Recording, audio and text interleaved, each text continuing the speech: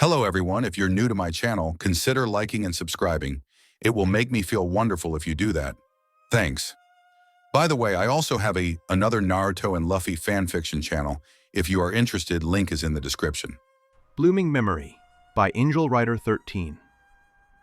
When the crew stops at a deserted island, of course Luffy goes off to explore. And, of course, the Straw Hats get more than they bargained for when their captain wanders back to the ship with some kind of plant attached to his wrist. It doesn't seem like such a big deal at first, but then the dreams start. The warlord of my channel are Claude Lifrace, Neoesker 23, Derek Dowdy, Zazu Siaz, Abdul Raf Ali, N3WT, what_if_lord, Black Money _young Leon, Garrick Russell, Ben Brownlee, Case Clark, Tristan Ward, KSGPL4YZ, Brian McKenzie. Join the channel membership if you would like to support the channel. Adios. Prologue. The seedling. Luffy had been gone for hours. Not that anyone was worried. Luffy disappeared on a regular basis when they docked at a new island, deserted or otherwise. And while he almost always got into trouble, the rubber captain was perfectly capable of taking care of himself. So no one felt the need to be worried. Besides, when Luffy was in trouble it was, more often than not, very loud and very obvious trouble. And his crew had no problem finding him. So the Straw Hat crew was perfectly justified in not feeling the slightest bit of worry when Luffy wandered off to explore that morning. As well as when everyone else, including Zoro, made it back to the ship by mid-afternoon.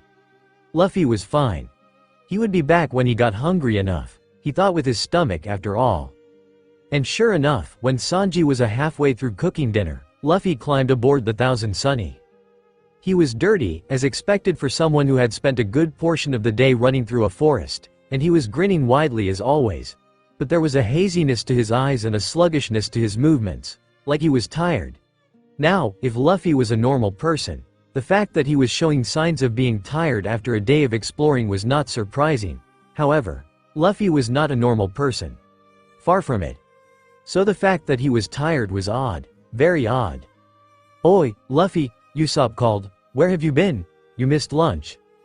Luffy tilted his head to the side, a confused expression on his face. "Huh? No I didn't, I ate a wild boar," he said, patting his stomach. She, it was delicious." "Of course it was," Usopp deadpanned. Robin chuckled from her seat on the lawn. "Did you have fun exploring the island, Luffy?" she asked without looking up from her book. "Yeah," Luffy exclaimed, grinning, "there's so much stuff, Robin. I saw this waterfall. It was so tall, oh, and there was this big fish that was trying to swim up it, and. In the midst of all his flailing, Usopp's sharp eyes caught sight of something on Luffy's wrist. "Nah, Luffy, what's that thing on your wrist?" he asked, effectively cutting the rubber teen off. Luffy stopped and blinked before glancing at his wrist. There was indeed something stuck to his wrist. It looked like a flower bud of some kind. But at second glance, it wasn't just stuck to the young captain's wrist, it was embedded in it. Small tendrils branched out from under the small bud, taking root in Luffy's skin. Luffy just stared at it for a moment before smiling. "Oh yeah," he said, "a tree bit me." Usopp facepalmed. "Luffy, let me see," he said, taking his friend's wrist and looking at the strange plant that seemed to be growing from it. "Oi, Robin, I think you need to come take a look at this." The archaeologist looked up from her book, brow furrowing when she saw what Usopp was pointing to. She got up and walked over, taking a closer look. Perhaps it's best to have Chopper take a look at this. I'll see if I can find anything in the library." Usopp nodded and dragged Luffy off to the infirmary. "I told you," Luffy said, "it doesn't hurt. Not even a little." Chopper frowned as he prodded the bud. "Are you sure, Luffy?" Luffy nodded. Usopp sighed. How did this even happen? Luffy cocked his head to the side. "Well, there was this tree I found in the forest. It was really pretty and covered in vines and flowers. But when I went to touch it, it bit me." "Trees don't bite people, Luffy," Usopp said dryly. "Fine. It poked me. With what?" Chopper asked. "I dunno," Luffy answered. "It was sharp and it made me feel really dizzy." Luffy paused. Brow scrunched up in confusion. I think I fell asleep, which is weird, 'cause I wasn't tired at all, but I was on the ground and I didn't remember getting there. And this plant thing was in my wrist. Chopper frowned. Dizzy? I'm going to take a blood test, Luffy. It sounds like something was injected into your bloodstream. I need to make sure it isn't harmful. Huh? But poison doesn't work on me, Luffy said, arms crossed over his chest. We don't know that it was poison, Luffy, Chopper said reasonably. I could have been something else, some other kind of drug, and if it was, we need to know what kind. Luffy tilted his head to the side. Alright. If you say so, Chopper. Chopper smiled at his captain and turned around to gather what he needed. While he was doing this, Robin entered the infirmary with a thick book in hand. Oh, Robin, did you find anything? Usopp asked. I think so, she said, turning the book around to show them a picture of a vine-covered, flowering tree. Is this what the tree looked like, Luffy? Luffy nodded. Yeah, it looked just like that. Is it dangerous? Chopper asked as he stuck a needle into Luffy's arm to draw some blood. Not by itself, no, Robin answered. It's called the Arbor Somniatus, which means the Tree of the Dreamer. It's an incredibly rare plant that's able to use its sap to render potential predators unconscious. So the sap doesn't actually do any harm? Chopper asked. No, it simply puts the victim to sleep for a week or two. That's why it's called the Tree of the Dreamer. The dangerous part comes from the fact that, during this time, the victim is completely helpless. Nothing will be able to wake them from their slumber until the sap wears off and leaves their system, Robin explained. Luffy frowned. So I'm going to sleep for 2 weeks? More or less, Robin answered. But that means I'll miss 70 meals, the young captain exclaimed in panic. How the hell did you calculate that so quickly? Usopp yelled. I think it would be best if we remained here for the duration of Luffy's slumber, Robin said after she and Chopper had explained the situation to the crew during dinner. Dinner was oddly quiet that night. Luffy's energy was obviously draining fast. His movements were sluggish and his eyes were half closed. It was clear he was trying to eat, but he wasn't having much success. He could barely chew, and he was in no condition to be stealing food from everyone else's plates. Nami sighed, running her fingers through her hair. Well, according to my books, the log will take about 5 days to set anyway, she said. And now those days will be unnaturally silent, Zoro commented dryly. We could use a break for a while, Sanji said. You think you can deal with this for 2 weeks, Love Cook? Zoro asked, gesturing to the room as a whole. Well, it will definitely be quiet without you, Luffy bro, Frankie said, cutting in before an argument could break out between the first mate and the cook. Luffy blinked slowly and dragged his eyes up to Frankie's. When he finally managed it, he smiled sleepily. Nami sighed. Honestly, Luffy, can't you stay out of trouble for 1 day? The rubber teen chuckled softly. Sorai, na am I, he said slowly, voice soft, before suddenly slumping forward and collapsing on the table. And, he's out, stated Usopp, prodding the young captain's shoulder and getting no response. Yo-ho-ho-ho. That was so sudden. My heart stopped, Brooke cried, except I don't have a heart. Robin chuckled. Perhaps we should move Luffy to bed, she suggested. I'll do it, Chopper volunteered, shifting into heavy point and scooping up the slumbering pirate and carrying him out of the room. I suppose it'll be an early night then, Nami said. Luffy's the one who keeps us up half the time anyway. That's because without Luffy around, we actually get everything done that we need to, Usopp replied. And then have nothing to do afterward, added Frankie. Indeed, Brooke said, Luffy-san makes life much more interesting, yo-ho-ho. Nami rolled her eyes, but her lips were twitching slightly, like she was fighting a smile. I'm going to work on my maps and then head to bed, she said, getting up from the table and heading toward the door. Good night. Robin smiled. This will be an interesting 2 weeks, she said. The others had to agree. Nami groaned as she was nudged awake. Oi, Nami, a voice said above her. It sounded like Usopp. Oi, shithead. Don't interrupt Nami Swan's beauty sleep. That was definitely Sanji. There was a crashing sound, like a body hitting the ground and then frantic yelling. Oh no. Usopp's dead. What do we do? We need a doctor. Wah. And there was Chopper. Nami sighed and sat up. Can't you guys shut up? I'm trying to. The navigator cut of when she opened eyes, shock crossing her features. This was not Sunny. Or any part of Sunny. Nami didn't know where this was at all. Sleep, she finished lamely. They were all here, the entire crew. Wherever here was. It didn't even look like a place. It was more like a void, an endless white space. Nami Swan, Sanji cried as he twirled over to her. So the witch is finally awake. Zoro drawled from where he was sitting a short distance away. Nami ignored the comment. Where are we? She asked. That is a good question, Nami sis, Frankie said. We all just woke up here. Wherever here is, Brook added. The last thing I remember is falling asleep, Chopper said. Usopp sat up with a gasp. What if someone snatched us all up in our sleep? He cried. Oh no, what do we do? Chopper panicked. Zoro snorted. There's no way, he said surely. I had to agree with the shitty swordsman, Sanji said. No one would have been able to take us without at least one of us waking up. Nami glanced around. Luffy isn't here either, she added, and he's the most defenseless of us right now. If someone snatched us, why not take him? He's the highest bounty on our crew. I doubt we have left, Robin commented calmly. But then where are we? Frankie asked. Usopp tilted his head to the side in consideration. Well, we all fell asleep before we got here, right? So maybe we're just dreaming it. But would we all have the same dream? Brook asked. Chopper perked up. Maybe it has something to do with the arbor somniatus, he said. It's a possibility, Robin commented thoughtfully. It's a very rare plant and not much is known about it. It's possible there are other effects that we don't know about. So what, we'll be out of it for 2 weeks too? Zoro asked. That leaves all of us completely open. I don't think it's anything quite so serious, Robin placated. None of us ever came into direct contact with the plant. But we have been in contact with Luffy. So some sort of second-hand effect could be at work? Chopper asked. In doctor mode, it sounds like a plausible theory.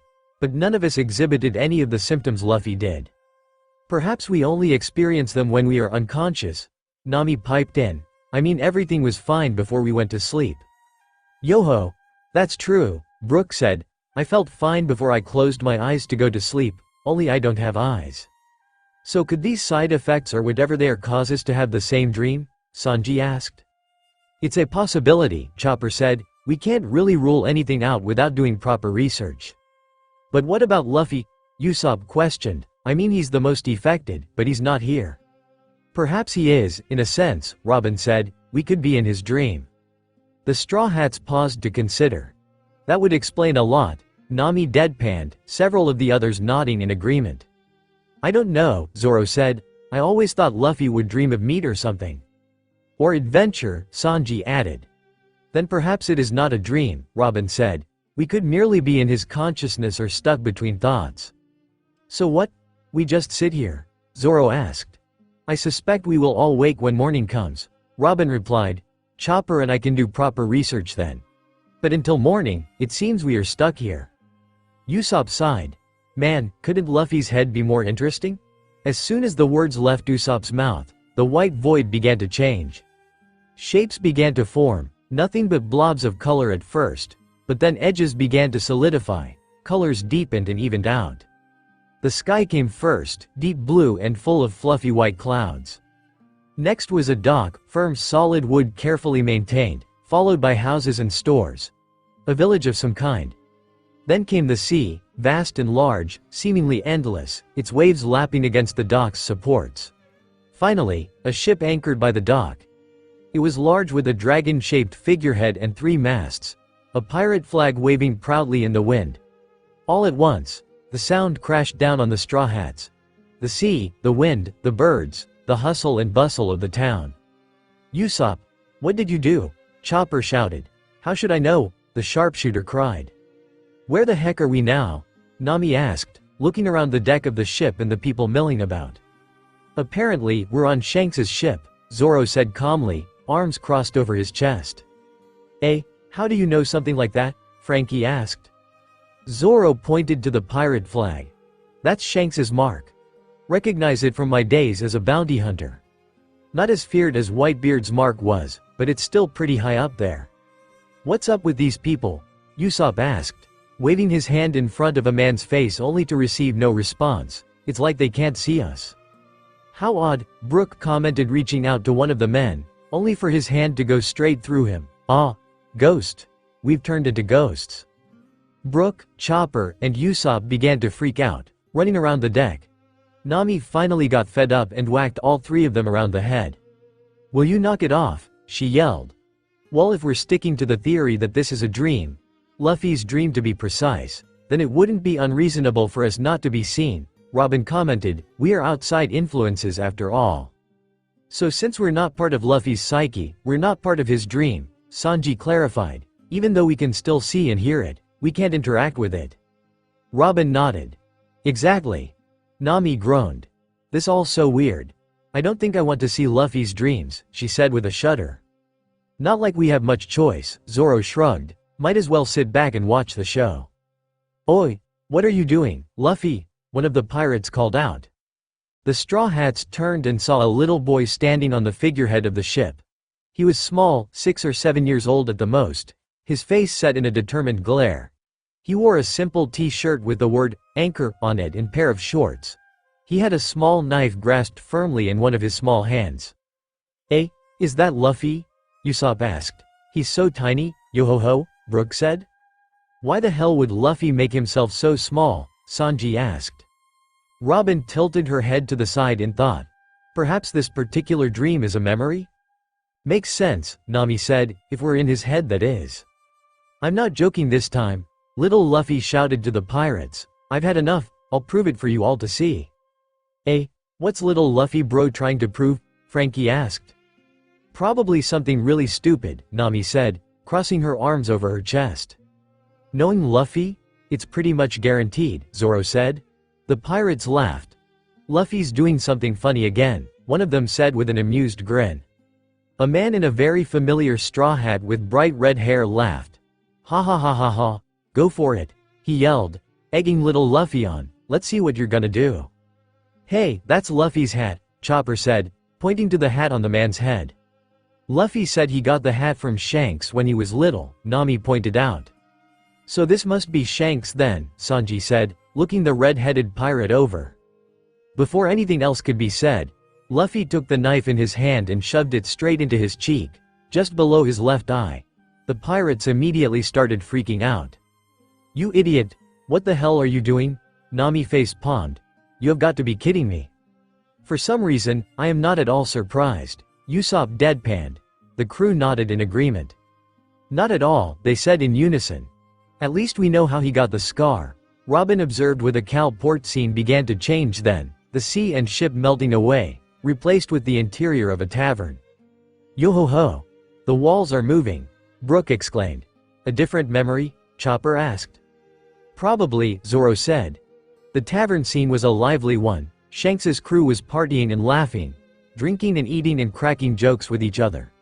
Little Luffy sat at the bar with Shanks himself, cheek freshly bandaged. The boy had tears gathering in the corners of his eyes, but he was smiling. "It didn't hurt at all," he said. "Liar," Shanks accused, "don't do anything so stupid again." "Well, we all know he doesn't listen to that," Nami commented. "I'm not afraid of pain," Luffy said determinedly. "Next time, bring me out to sea. I want to be a pirate too." "What? No way," Shanks exclaimed. "You can't handle being a pirate. Not being able to swim is a pirate's greatest weakness." "As long as I don't fall overboard, I'll be fine," Luffy protested. Zoro snorted. "If he can go a day without falling overboard, I'll be impressed. Besides, my fighting is pretty good too," Luffy continued. "I've trained really hard, my punch is as strong as a pistol." "A pistol? Wow, really?" Shanks asked, looking decidedly unimpressed. "What kind of tone is that?" Luffy shouted. The Straw Hats couldn't help but snicker at their little captain's predicament. The pirate crew all laughed at Luffy's outburst. "Luffy, you seem unhappy." "Be happy to face anything, yay, the pirate life is great. The sea is so wide and deep. You could go to any island and seek adventure. Nothing is greater than freedom." And then the pirates all cheered, Luffy looking at them in absolute wonder. "I wonder just how much these guys influenced Luffy," Sanji asked. "They act just like him," Nami said. "I mean, they practically just stated his mentality." "They seem like very good people," Brook added. Shanks sighed. "Don't give him dumb ideas, guys." But it's the truth. A fat pirate with a bandana tied around his head taunted. Captain. One of the pirates called, why don't we take him with us one time? It's not a big deal. I agree, Luffy grinned. Yeah, he cheered. Fine, fine, Shanks said, carelessly waving a hand. Then next time, one of you can get off and we'll take him in your place. Well, we've said enough, the fat pirate said as he and the others turned around. Let's drink. What kind of friends are you? Luffy shouted after them. Shanks chuckled. You're still too young, Luffy, he said. Wait at least 10 years and then I'll reconsider taking you out to sea. Luffy is just a little kid still, the fat pirate called across the room. The man next to him grinned. You're about the same age as my kid, he said. Usopp jolted at that, looking at the man with new interest. His skin was tanned and sea-worn and he had blonde hair. A bandana with Usopp written on it was wrapped around his head. Dad, he whispered in surprise. Eh, he's your dad? Chopper asked. Aside from Zoro and Nami, the crew looked surprised by this new information. Usopp sniffed and wiped his eyes before grinning proudly, hands on his hips. That's right, he exclaimed, I'm the son of a great pirate. Wow, Chopper cried. That's suuuuuuuper cool, bro. Yo ho ho ho ho. What a surprise, I'm not a kid anymore, Luffy protested.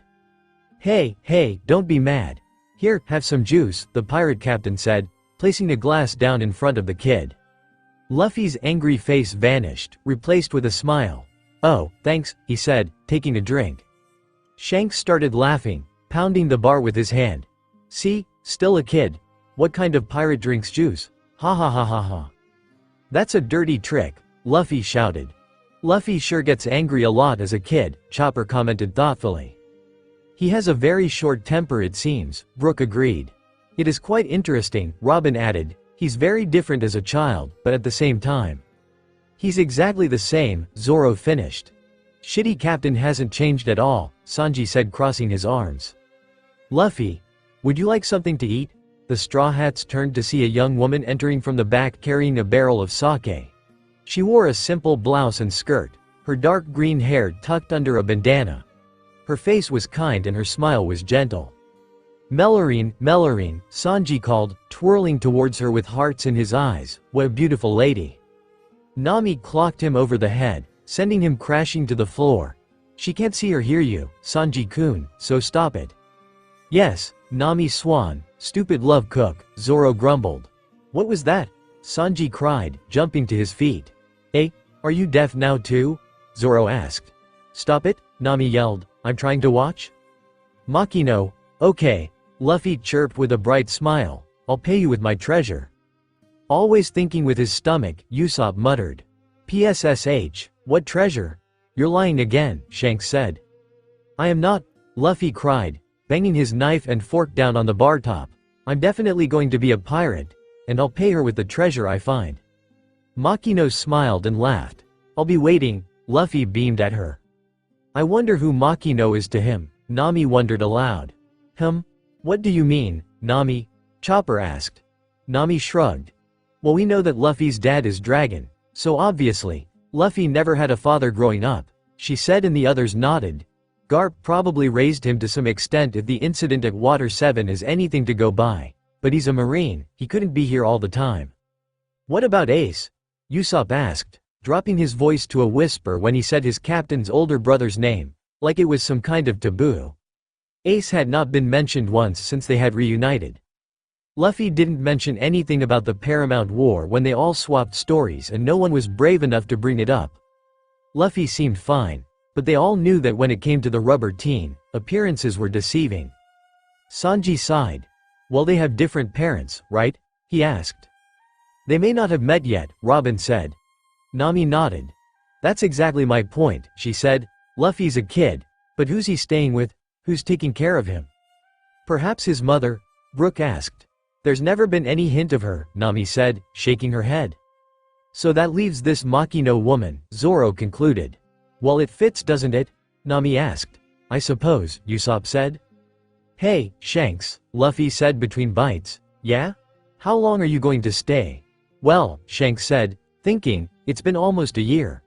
We'll probably set sail a couple more times and then we'll leave this town and head north. A couple times, Luffy said softly, and the Straw Hats noticed the boy's change, the sad gleam that entered his eyes and the way his shoulders slumped. Makino gave him a sad smile and sighed from where she was cleaning glasses behind the counter. Luffy suddenly straightened up and grinned confidently. I'll learn to swim by then. Shanks laughed. Okay. Good luck. Suddenly, the door to the tavern was kicked in and a group of shady-looking men walking in. The pirates fell silent, looking up curiously. So this is what pirates look like, said the man in the front of the group. This is the first time I've seen pirates. They look pretty dumb to me. Oh, great, Usopp said. Looks like we're about to have a bar fight on our hands, Zoro said with a grin. The pirate crew didn't say anything, just sat quietly, eating and watching with curious eyes as the group approached the bar. Luffy stared at them while stuffing his face. What's Luffy bro eating? Frankie asked, drawing the crew's attention to the boy. That would be a devil fruit, Robin observed.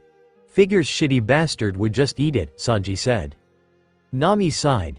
I bet he has no idea what it is. Luffy-san is in for a big surprise, yo-ho-ho, Brooke said. Welcome. Can I help you? Makino asked, an undercurrent of nerves in her voice, but she stood firm as the man reached the bar. She brave, I'll give her that, Zoro said approvingly.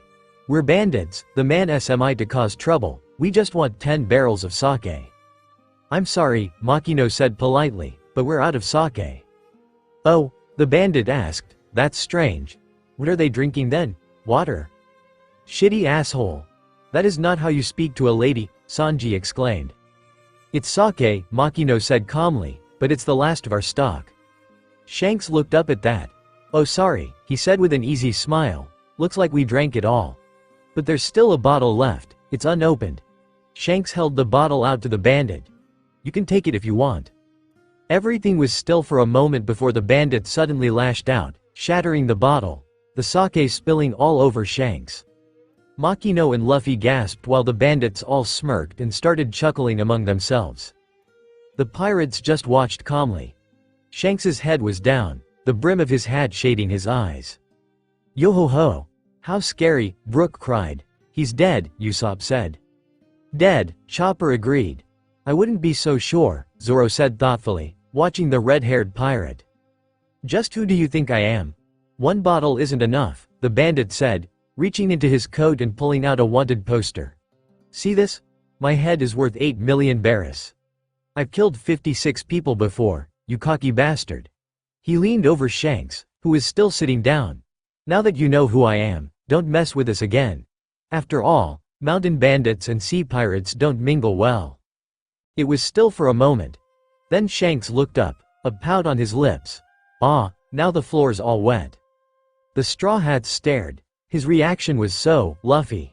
Sorry about that, Makino, Shanks said, kneeling down and staring to pick up chunks of glass from the shattered bottle. Do you have a mop?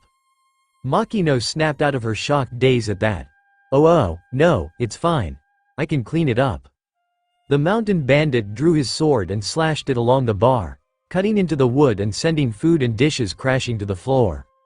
Well, it seems you enjoy cleaning, he sneered, now you can enjoy doing it more. With that, the band of bandits turned and filed out of the tavern. Later, you chickens, the leader called over his shoulder. Makino quickly kneeled down next to Shanks. Are you alright, Captain? She asked, using the towel in her hand to try and wipe the food and alcohol off of him. Shanks gently waved her off. I'm fine, he reassured. And just like that, the pirates broke out into loud, boisterous laughter, Shanks laughing the loudest out of all of them. He fixed you up good, Captain, wahahaha. Our captain looked so silly. You look pretty dumb on the floor there, Captain. The Straw Hats starred. I think I know where Luffy gets it from, Nami said. The others nodded. Why are you laughing? Everyone in the bar turned to look at Luffy. The boy looked absolutely furious, fists clenched tightly at his sides. That was disgraceful. He yelled, why didn't you fight him? So what if he had more people? Who laughs at after getting picked on. You're not a man and you're not a pirate either. Zoro smirked. Well, this is familiar, he said. Nami looked at him. What do you mean? That bar fight back on Jaya, he replied, looking at her seriously, arms crossed over his chest. You yelled at me and Luffy when we didn't fight back. You didn't understand why Luffy gave that order. This is the same thing. Only this time, Luffy is you. Nami blinked, not quite understanding what the swordsman was getting at. I know how you feel, Luffy, Shanks said, but it was just a bottle of sake.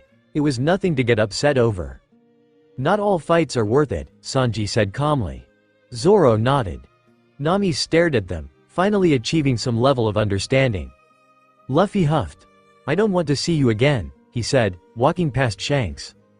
The pirate reached out and grabbed the boy's wrist. Ah, come on, Luffy, don't leave.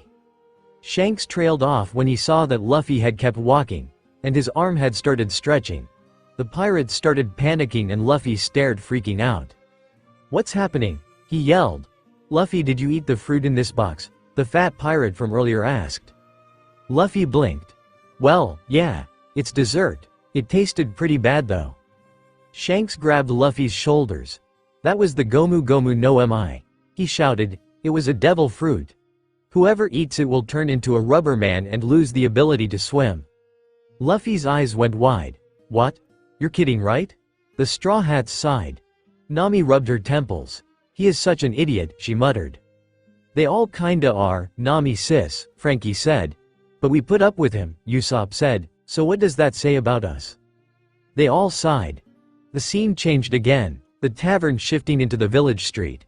Luffy was smiling as he ran down it. The town was alive with people. It was sometime in the afternoon, approaching evening from the looks of the sky.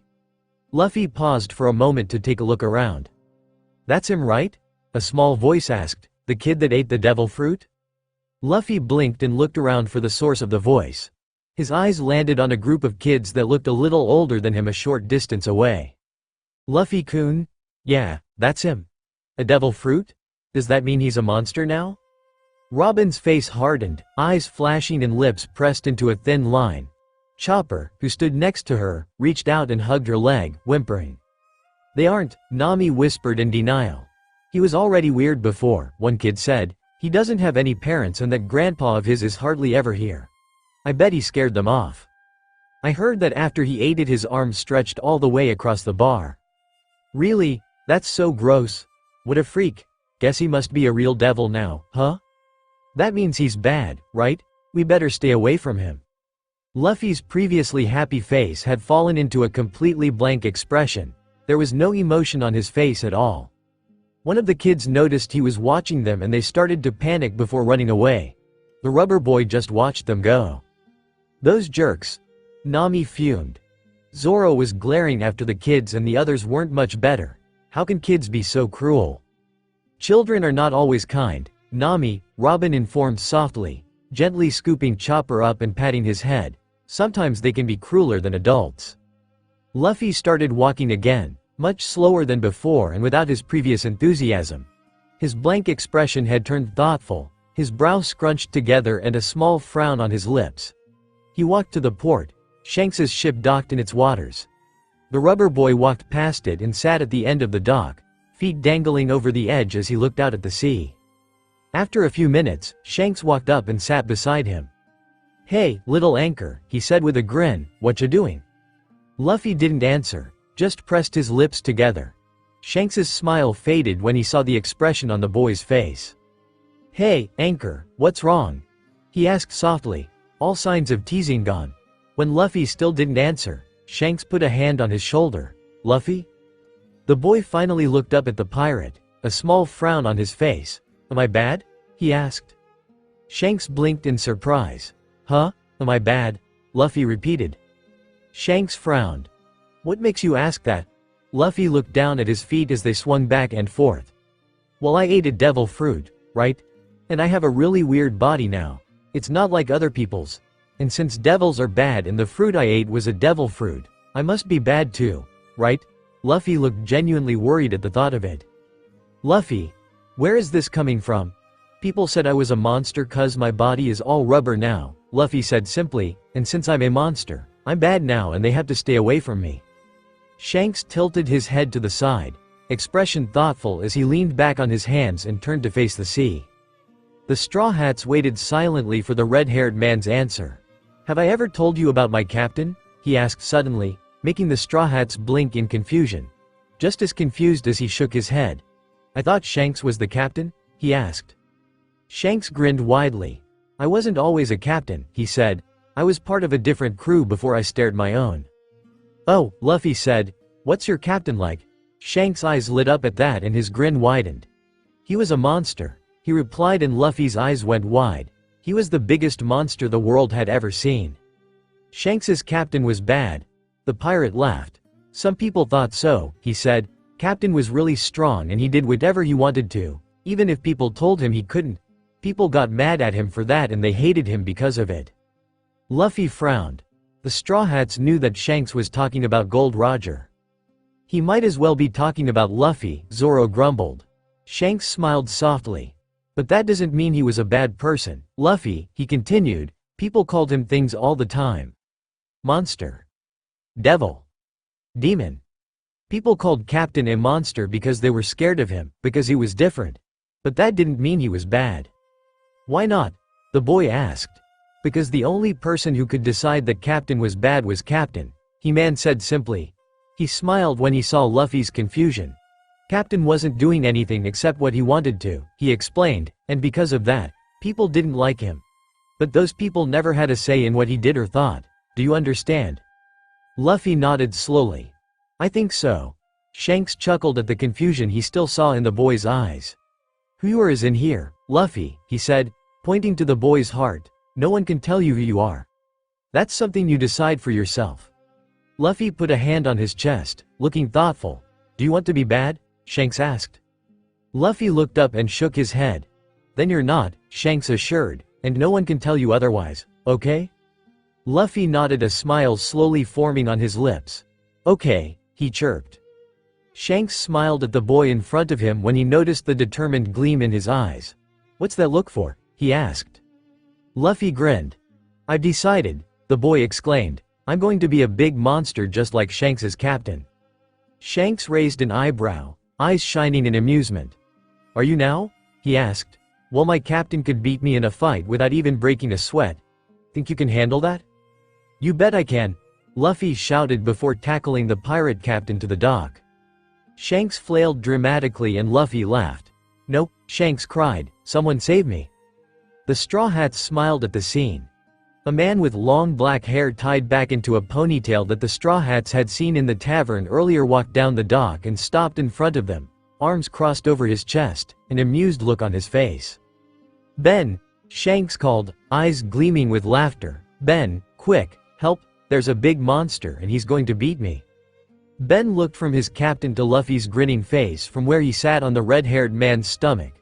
Sorry, Captain, he said with a grin, he looks too tough for me. Luffy giggled.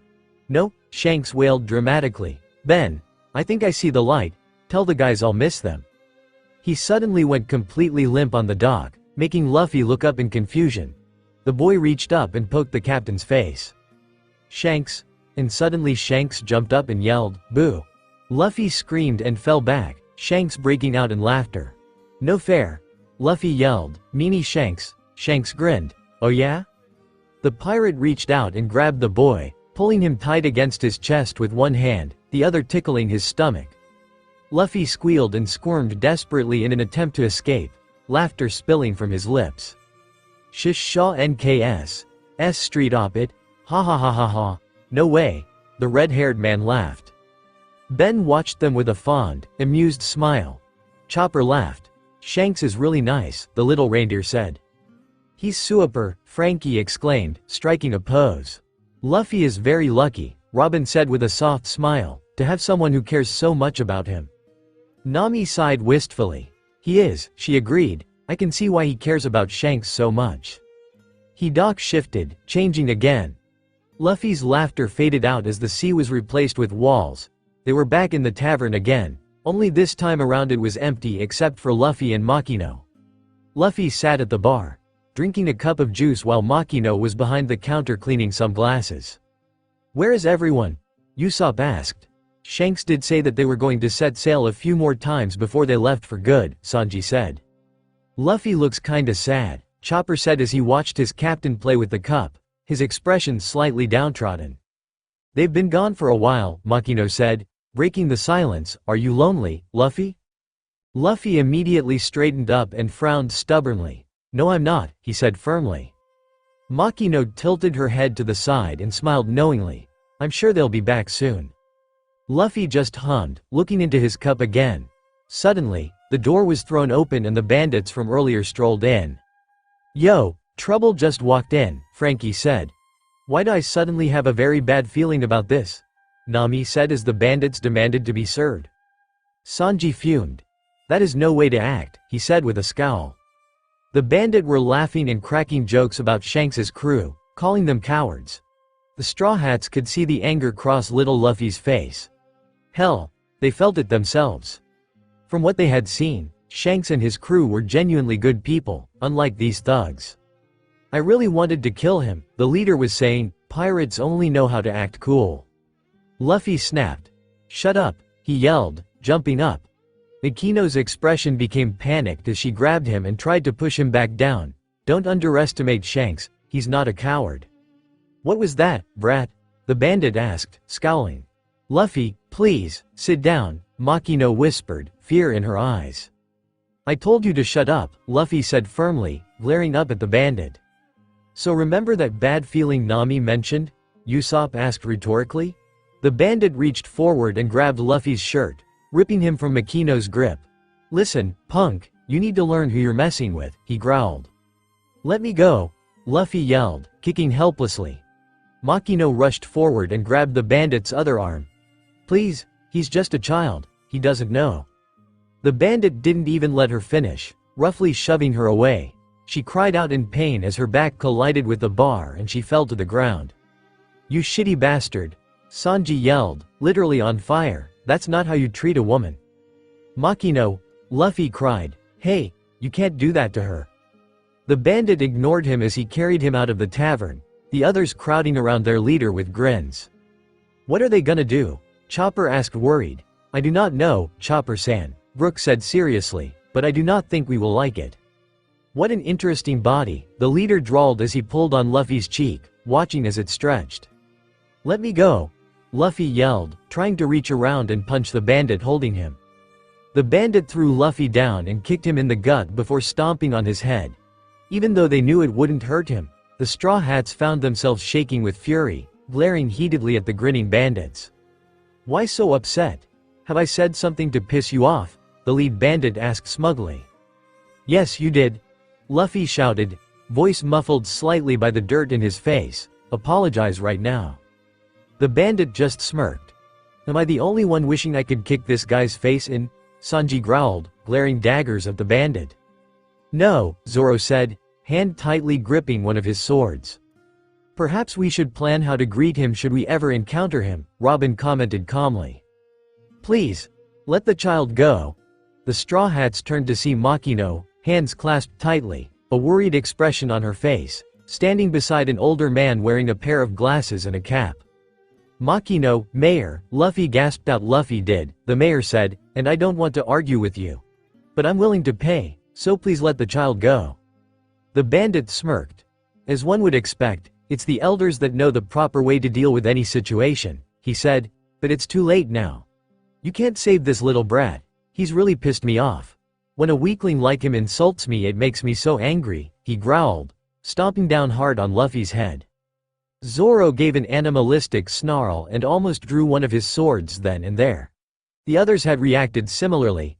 Nami was reaching for her cleam attack. Robin's arms were crossed. Usopp's slingshot was out. Sanji's leg was raised. Brook's sword was half drawn. Chopper had shifted to heavy point. Frankie had one of his cannons trained on the lead bandit's head. They knew they wouldn't be able to help, but they couldn't help it. It was a natural instinct to protect their captain, especially when he was so small. It's your fault, Luffy yelled stubbornly, you stupid baboon. Fine, the bandit, drawing his sword, I'm not gonna sell you. I'll kill you instead. Luffy, Makino screamed, panic and fear flashing across her face. Please, the mayor cried, let him go. I was wondering why no one welcomed us at the port, a familiar voice drawled casually. Everyone turned to see Shanks and his crew standing behind Makino and the mayor. So this is why, Shanks finished. The Straw Hats relaxed some. Shanks would protect Luffy when they couldn't. Shanks grinned brightly. "Hey, you guys are the bandits from the other day," he said before turning his teasing grin on Luffy, though the Straw Hats could see the way his eyes flashed dangerously when he saw the boy's predicament. "What's the matter, Luffy? I thought your punch was as strong as a pistol?" "Shut up," the boy pushed out, trying his hardest to glare at the pirate from his position. "Pirate," the leader said, "why are you here? I suggest you leave now." "If you don't leave now, I'll shoot you, you coward," one of the bandits said with a cocky grin, pointing a gun straight at Shanks's head. Shanks paused, but his expression didn't change. He still wore that calm, almost friendly, smile. His eyes were serious though. Well, now that you've pulled out your gun, are you willing to use it?" Shanks asked casually, as if they were discussing the weather. "Huh? What are talking about? Are you willing to pull the trigger?" Shanks asked calmly, pointing to the gun in his face. "These aren't toys to scare people with." "Now where have we heard this speech before?" Zoro drawled. Nami and Usopp snickered while the others looked confused. "I've always wondered why he knew those words," Nami said with a grin. "Huh? What are you guys talking about?" Frankie asked, scratching his head. "When we first met Usopp, Luffy used the same speech on him," Nami explained. "Worked like a charm too." Zoro laughed. "Oi!" Usopp cried, grinning despite himself. Suddenly a gunshot echoed out and the bandit with the gun fell to the ground. The fat pirate was now standing by Shanks, the gun in his hand still smoking. The bandits cried out in surprise and anger. "Damn it! That was dirty!" The pirates laughed. "Dirty?" Usopp asked, eyebrow raised. "What do you think we are? Saints? We're pirates." "Shut up!" one of the bandits yelled. "This is none of your business." Shanks's face fell into a blank mask. "Listen up, bandits," he said. "You can spill food or sake on me. Or even spit at me. I'll just laugh it off." Shanks paused, his expression growing dark and dangerous. "But I don't care what your reasons are. I won't forgive anyone that messes with my friends." "Shanks," Luffy whispered softly. "He definitely gets it from Shanks," Sanji said. "Shanks is cool," Chopper exclaimed, stars in his eyes. "Do you think we'll get to meet him?" "Probably," Nami said. "Luffy said he needs to return Shanks's hat to him." The lead bandit laughed. "Won't forgive? You bunch of pirates who float around on a ship all day want to challenge us? We'll destroy you." The bandits roared approval and charged forward, weapons raised.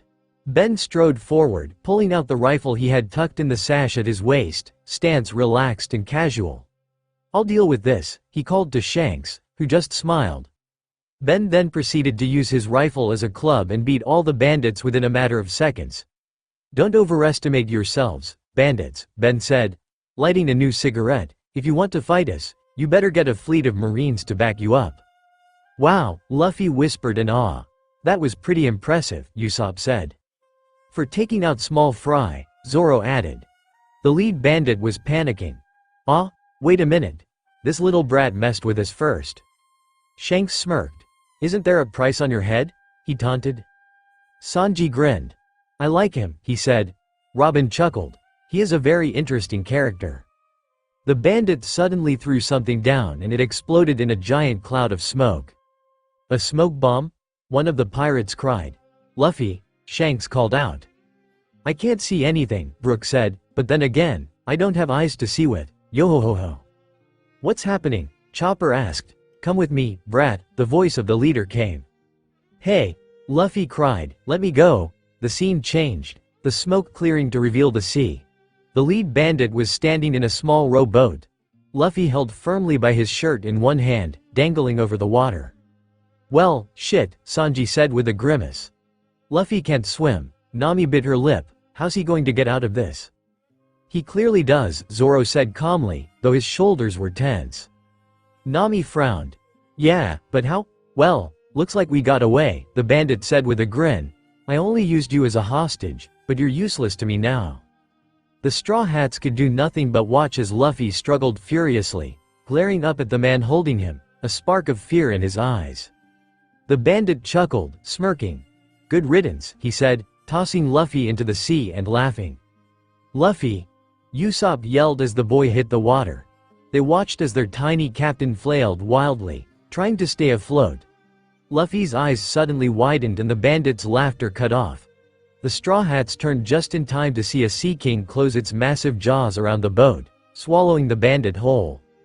A Sea King? Nami yelled, eyes wide. Shit, what's a thing like that doing in East Blue? Sanji asked frantically. Technically, they live all over the world, Robin announced. They are just the most common in the calm belts and the Grand Line. Now is not the time for random facts, Robin, Usopp cried. Luffy-san is going to be eaten, Brook panicked. The Sea King paused, red eyes turning to Luffy's struggling form. Luffy looked on in fear, unable to do anything to defend himself as the serpent dove forward. Luffy! The Straw Hats yelled. And then their vision was obscured by water and blood, little Luffy's screams echoing in their ears. When everything was clear again, they saw Shanks cradling a trembling Luffy to his chest. The pirate captain glared hard at the Sea King, making it freeze in place. Get lost, Shanks said. The Sea King stared for a moment before fleeing in terror. Luffy looked up at Shanks, tears gathering in his eyes. Shanks. Thanks, Luffy, Shanks said with a big grin. Makino told us what happened. Thanks for sticking up for us. Shanks paused, taking in Luffy's tears. Come on, Anchor, boys don't cry, he teased. But, Shanks, your arm, Luffy cried, tears overflowing, your arm. The Straw Hats stared, eyes wide at what they had just witnessed. Shanks's entire left arm was gone, nothing but a bloody stump left in its place. Nami's hands were over her mouth, eyes wide in disbelief. He gave up his arm for Luffy, she whispered. Sanji felt something close guilt stir in his chest. Huh, the shitty bastard did understand after all, he muttered to himself, very clearly remembering the way Luffy had yelled at him for trying to die for Zeph's restaurant back when they had given up his leg for Sanji, given up his dreams. And in his ignorance, Sanji had assumed that Luffy didn't know what it was like for someone to make that kind of sacrifice for him. How very wrong he was. Shanks just gave a small, sincere smile, tucking the sobbing boy closer to his chest. It's nothing, he said softly, firmly, it's just an arm, as long as you're alive. Shanks really is a great person, Usopp said in awe as they watched Shanks swim both of them back to shore. He needs to be treated, Chopper said worriedly, fidgeting as he watched the blood drip down Shanks's side. When Shanks finally reached the shore, Ben was the first to reach them. The dark-haired man took Luffy from Shanks. The boy struggled for a moment, frantic, refusing to be parted from the captain. Easy, Luffy, Ben said calmly, Shanks needs to be treated. You can see him afterwards, okay? Luffy relaxed at that, letting Ben pull him away and clinging to him instead. Shanks laughed. I'm completely fine, he said, only to start swaying slightly, the blood loss finally getting to him. Usopp appeared next to him, grabbing Shanks's remaining arm and throwing it over his shoulders, wrapping an arm around the red-haired man's waist. Find my ass, he said, frowning as another man came up on Shanks's other side and began checking over his wound. You guys worried too much, Shanks said, leaning heavily on Usopp. I'll be up and about in 2 days. Knowing you will be, Usopp grumbled. Shanks laughed. The man on Shanks's other side looked up from the wound. It's not as bad as it could have been, but I'm still gonna have to stitch y'all up, Captain. Shanks hummed in response, eyes on Luffy. Hey, Ben, he said. Ben just smiled. I know. Shanks grinned and let himself be led away. Luffy pulled his face out of Ben's neck and looked up to see Makino running towards them. She looked frantic and her eyes darted between the boy and Shanks's wound. She collided with Ben, who easily caught her around the waist and held her up when her legs threatened to give out as her hands roamed over Luffy's body, checking for injuries. Luffy, are you okay? What happened? You're covered in blood? Is it the captain's? Will he be okay? Are you okay? The woman's words left her in a rush. Makino, Ben interrupted calmly. Luffy is fine, a little shaken up, but fine. Luffy looked up at the man holding him. Shanks will be fine too, right Ben? Ben smiled. Well, you heard him, didn't you? He said he'd be up and about in 2 days. He'll be fine, Luffy.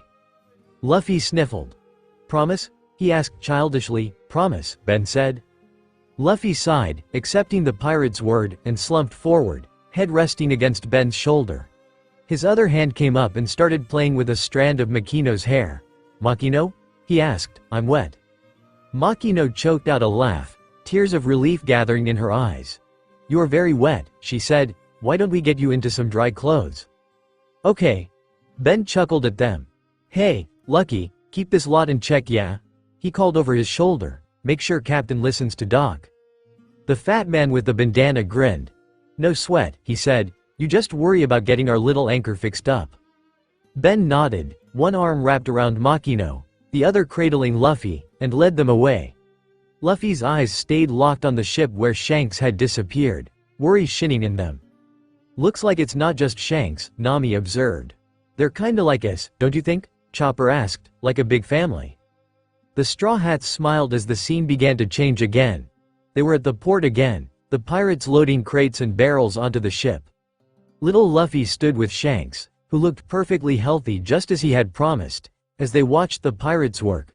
Shanks wore a black cloak, hiding his missing arm from view. "You're really leaving this time?" Luffy asked. "Yep," Shanks said. "We've stayed here long enough. It's about time we move on." Shanks paused and gave Luffy a contemplative look. "Are you upset?" "Yeah," Luffy sighed sadly before perking up and giving Shanks a grin, "but I've decided. I'm not going to ask you to take me with you. I'll become a pirate by myself." Shanks grinned at the boy and stuck his tongue out childishly. "Hey, I wouldn't take you even if you begged me. You don't have what it takes to be a pirate," he teased. "Yes I do," Luffy yelled fiercely, and all of the pirates on the dock turned at Luffy's outburst, grinning. "One day I'll have a crew that's better than yours. And then I'll find the world's greatest treasure and become the king of the pirates." "Yo ho ho ho ho, Luffy-san is very determined," Brook said. "He decided all the way back then, and because Shanks was teasing him?" Nami asked nonplussed. I think there's more to it than that," Robin replied. "When it comes to Luffy, things are rarely what they seem." "And it looks like that applies to little Luffy bro," Frankie said. "Besides," Zoro added, "he's not the only one who decided on his dream young." Usopp nodded. "And he's not the only one who's stuck with it no matter what life throws at him." "But," stared Chopper slowly, "I feel kinda like Luffy's the one who made us want to fulfill our dreams, you know?" Robin smiled. "It seems to be a habit of his." Sanji smirked. "Shitty captain doesn't even seem to realize he's doing it."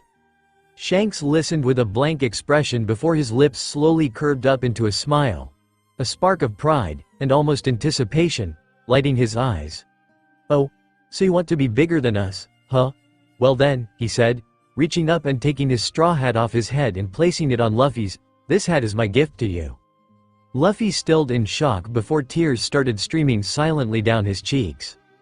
"This is my favorite hat, you know," Shanks said, pulling away. "When you become a great pirate in the future, you'll return that hat to me. It'll be our promise, Luffy." And Luffy watched, tears in his eyes and tightly clutching the straw hat as Shanks boarded his ship. Makino came up behind him and put her hands on his shoulders, smiling down at him when he looked up. "Raise anchor. Set sail."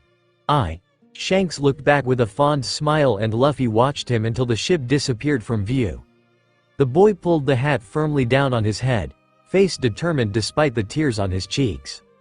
"I promise, Shanks," he whispered.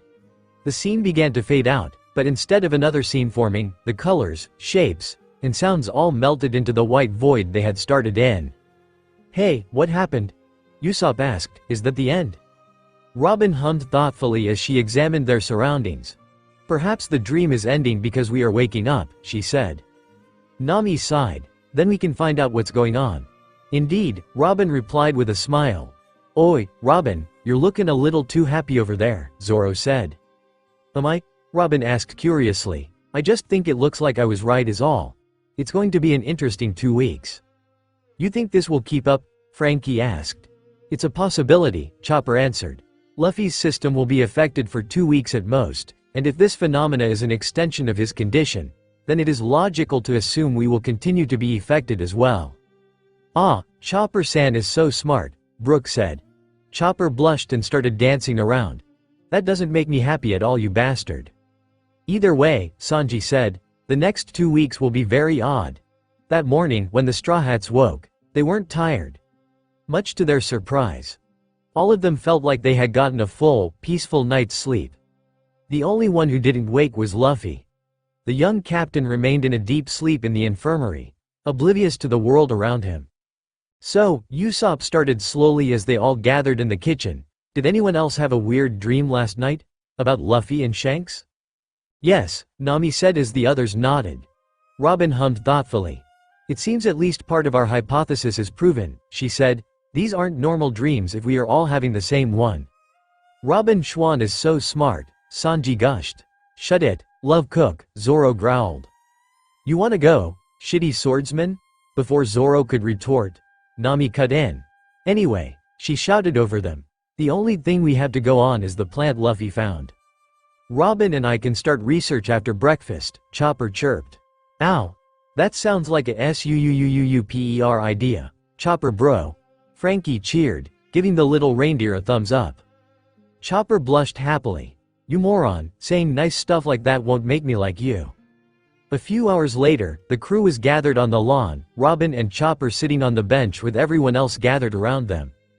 It had taken a little while, but between the two of them, the doctor and archaeologist were able to piece together what was happening. It was an unusual situation. For them at least. They had never encountered something like this before. And there really wasn't much they could do about it.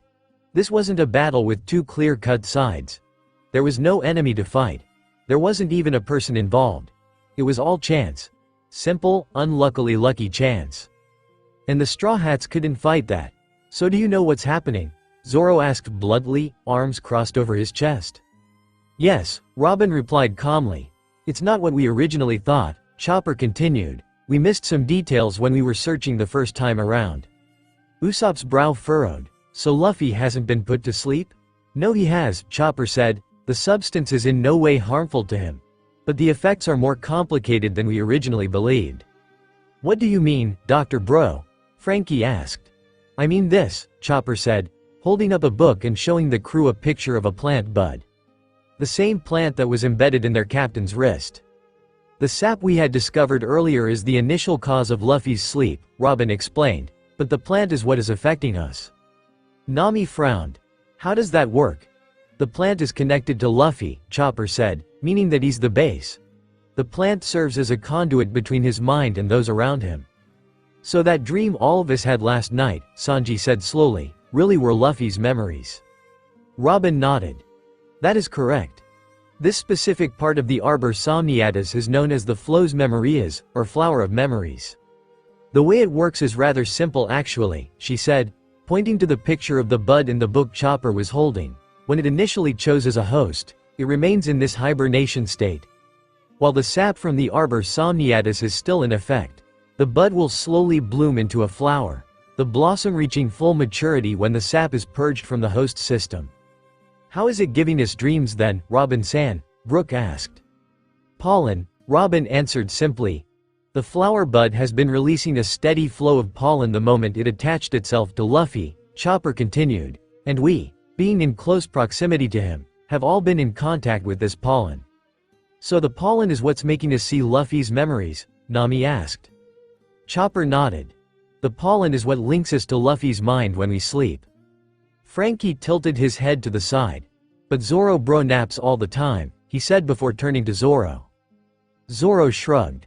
I haven't been seeing anything, just normal dreams. The plant's effect appears to only work at night, Robin said. We couldn't find much on it, but the plant seems to have a special connection to the moon.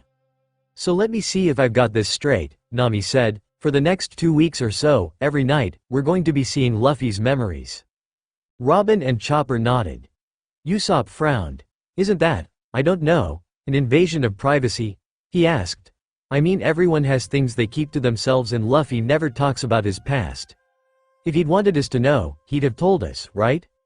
The crew went quiet at that. It was true. This was all happening without Luffy's knowledge or consent. There could be things in his past that he didn't want them to know anything about. All of them had their secrets, and Luffy had never pressed them to reveal what they kept locked away. He didn't care. Even when Nami's history had been offered to him on a silver platter, Luffy had walked away. He didn't need to know their history, didn't need to know all of the hardships that had been though. Because to him, they were nakama. And that was all the rubber boy needed to know. Everything else was just extra. And if it ever was revealed, like Robin's during the Enies lobby incident, he carried on as usual. the new knowledge changed nothing. Heck, he practically ignored it. His nakama were his nakama. And that was all he cared about. But this time, it was different. This time, it was Luffy's past being offered up on a silver platter. The crew had never pried in each other's business. In actuality, they never even offered up information. They knew enough about each other to know how to take care of each other. And those boundaries were never pushed. But the situation had changed. Now, the knowledge was being forced on them. Possibly without their captain's knowledge. Usopp was right. This was a huge invasion of privacy. Zoro gave a frustrated sigh and frowned. There isn't really much we can do about it, he said. We don't really have a choice in the matter. Nami bit her lip. But, look, Zoro said, the situation is out of our control. Sanji took a drag from his cigarette. Hate to say it, but Marimo is right. It doesn't change the fact that it's an invasion of privacy, Usopp said, arms crossed. You really want to sit there and watch what Luffy went through during Marineford? He was met with silence. I do not think Luffy-san would want us to see that, Brook said softly. We may not have a choice in the matter, Robin stated matter-of-factly, though her voice was gentle. Chopper shifted nervously. Do you think Luffy would be mad at us if he knew? Frankie sighed. I don't really think Luffy bro would be mad at us, that's not really how he does things. But he wouldn't be completely fine with it, Nami pointed out. Luffy might be an idiot, but that doesn't mean he's completely emotionless. He might not get mad at us, but he'll still probably be upset. Of course he will, Zoro said, and he's entitled to. We don't have his permission to learn what we're going to be seeing at night. Usopp frowned. So then what do we do? We watch the memories, Zoro replied, and before anyone could voice a protest, the swordsman pinned them all down with a hard stare. Rank was not something that was often pulled in the crew.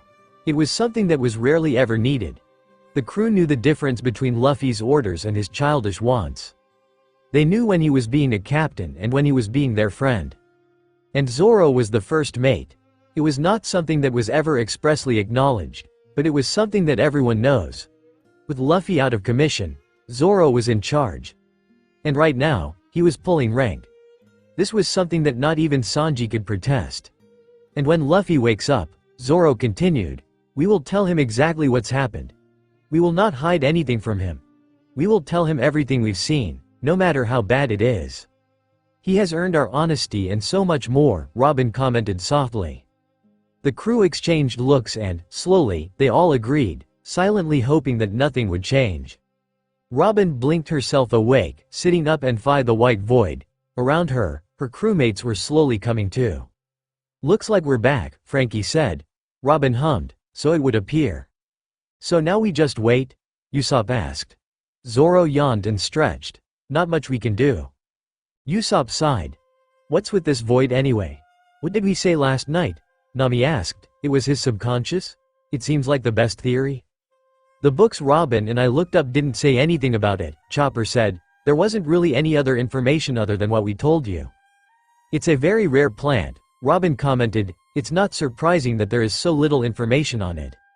Yo-ho-ho-ho.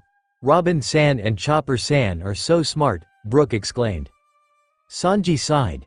It's bit strange, but given that it's Luffy, I actually think it's pretty tame. I have to agree with Cook bro, Frankie said. I always thought Luffy bro's head would be a little more, I don't know, random? Well, I'm not complaining, Nami said. And then, just as the night before, the white void began to shift. Color began to darken the white and shapes started to fill the void. In a matter of seconds, the Straw Hat crew was standing in the middle of a dense forest. As the plants finished forming, the sound rushed in to fill the scene. Wind, the rustling of plants, bird calls. These trees are huge, Usopp exclaimed. I wonder what Luffy's doing in the middle of a jungle, Chopper wondered aloud. Known Luffy? It could be anything, Sanji said. Suddenly, Luffy's voice rang out through the trees. I already told you, I'm gonna be Pirate King. The crew turned to see Garp carrying little Luffy by the cheek. Luffy dangled helplessly in his grip, rubber body bouncing and stretching as the Marine walked through the trees. The boy struggled, slapping uselessly at Garp's thigh in an attempt to break free. Ow! It's Luffy bro's crazy grandpa, Frankie said.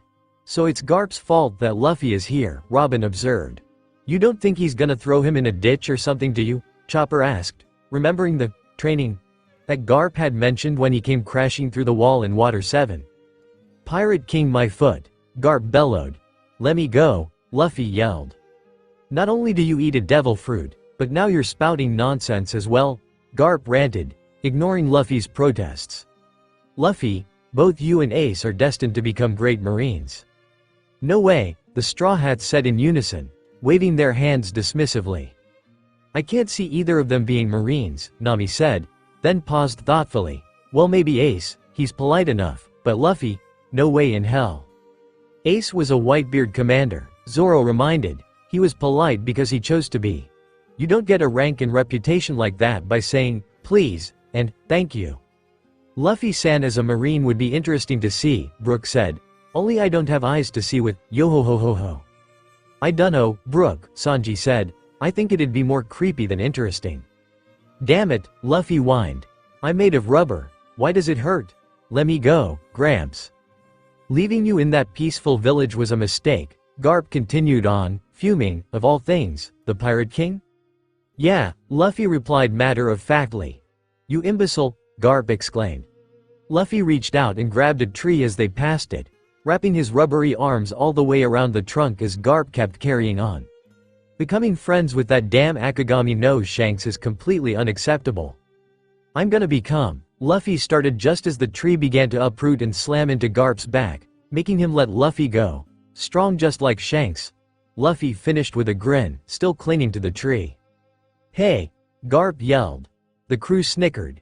Even Tiny, their captain, was a stubborn bastard. Garp grumbled and snatched Luffy up again, argument starting anew. Eventually, the pair reached a shack and Garp placed Luffy down on the ground while he pounded on the door. Dayton, he yelled, get out here. Luffy looked around curiously. What's this place? He wondered aloud before beginning to run around looking at anything and everything. A large woman with curly orange hair and a cigarette held between her lips threw open the door, two men trailing behind her. All three of them looked stressed and paled slightly at the sight of the Marine. Gee, Garp-san. The woman stuttered. Garp grinned. You seem to be doing well. Who the heck are these people? Zoro asked. No idea, Nami replied, but this doesn't really seem like the ideal place to bring a child, she said, looking around the clearing and eyeing the tree line suspiciously.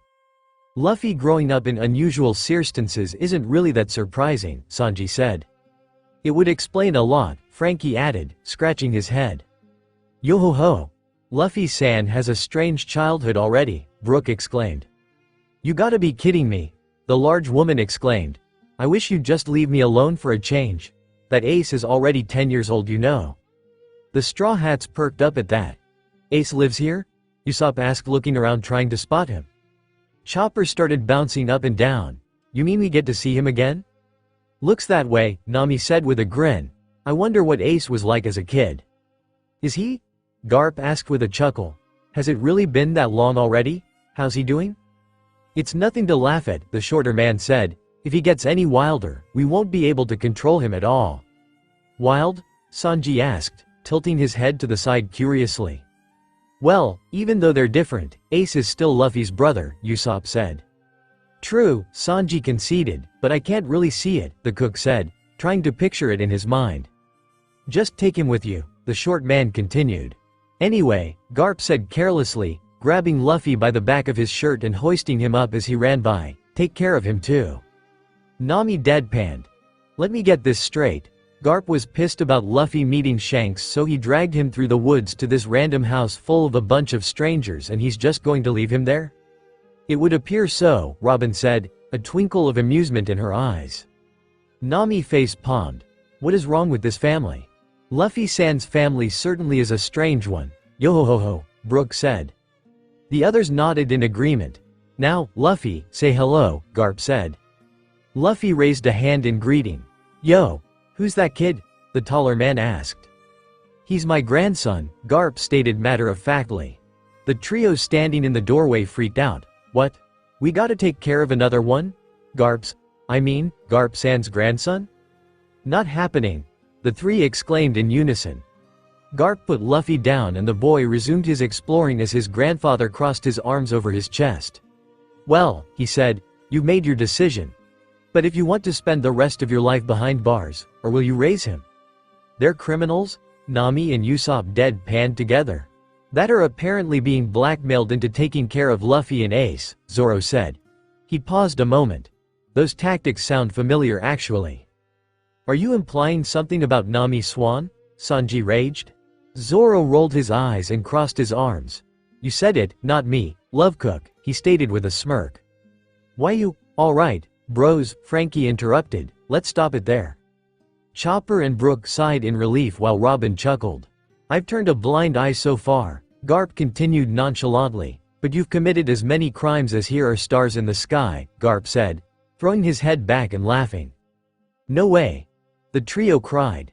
The tall man rubbed the back of his head. Well, true, I don't want to go to prison, he started. But prison actually seems really tempting, the short man finished. Our hands are full with just Ace. And now you want us to take your grandson too? The woman cried. I'm sure that kid's just as much of a monster, isn't he? Yes, the Straw Hats said in unison, yes, he is. What a crappy-looking mountain hut, Luffy said bluntly, making his crew sigh. Even as a child, Nami said, rubbing her temples. Change, Zoro said with an amused smirk.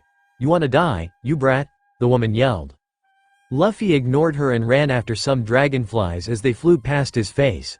As the adults continued to argue, Luffy chased the bugs, coming to a stop when something hit his cheek. What was that? The boy asked, putting a hand to his cheek and then jerking away. It spit.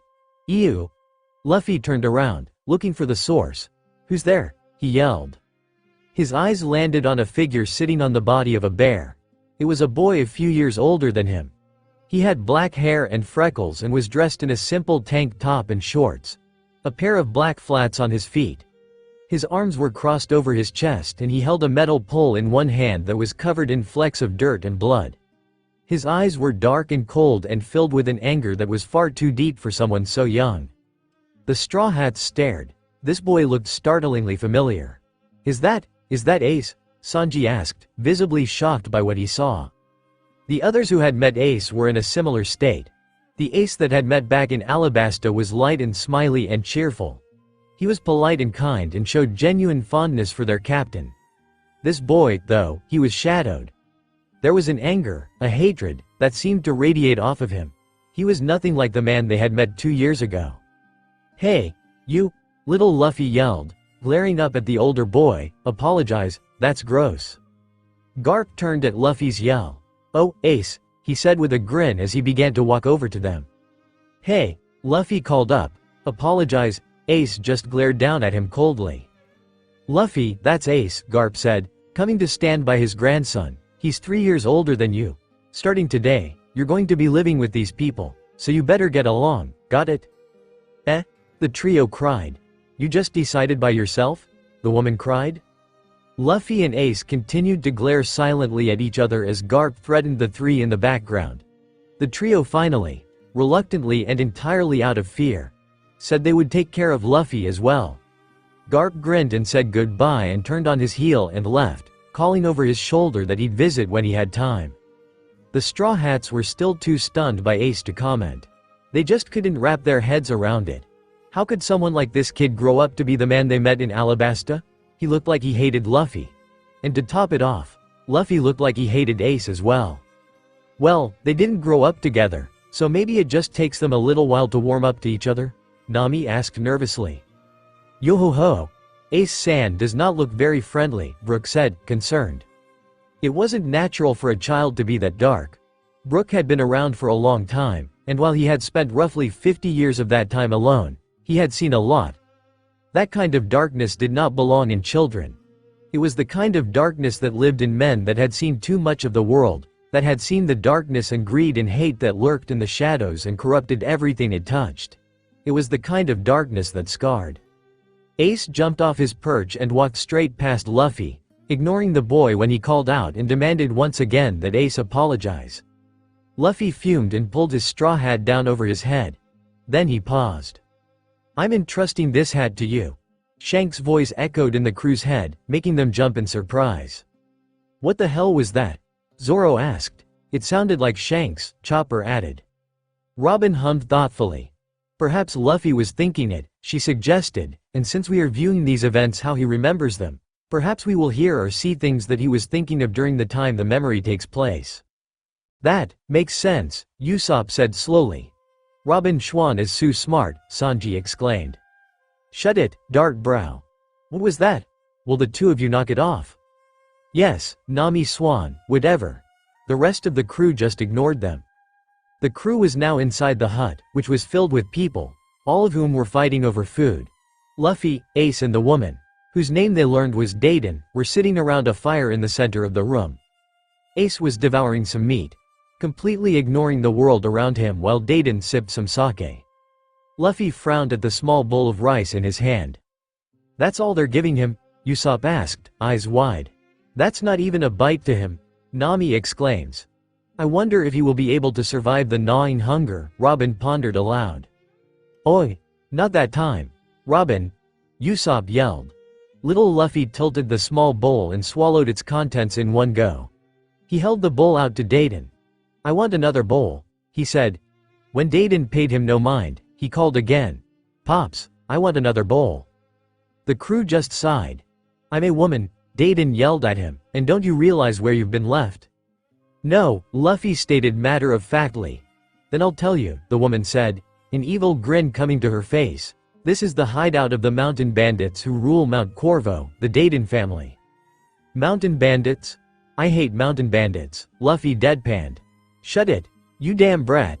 You got any idea how much trouble you being here causes us? If you don't want to be here, that's fine by us.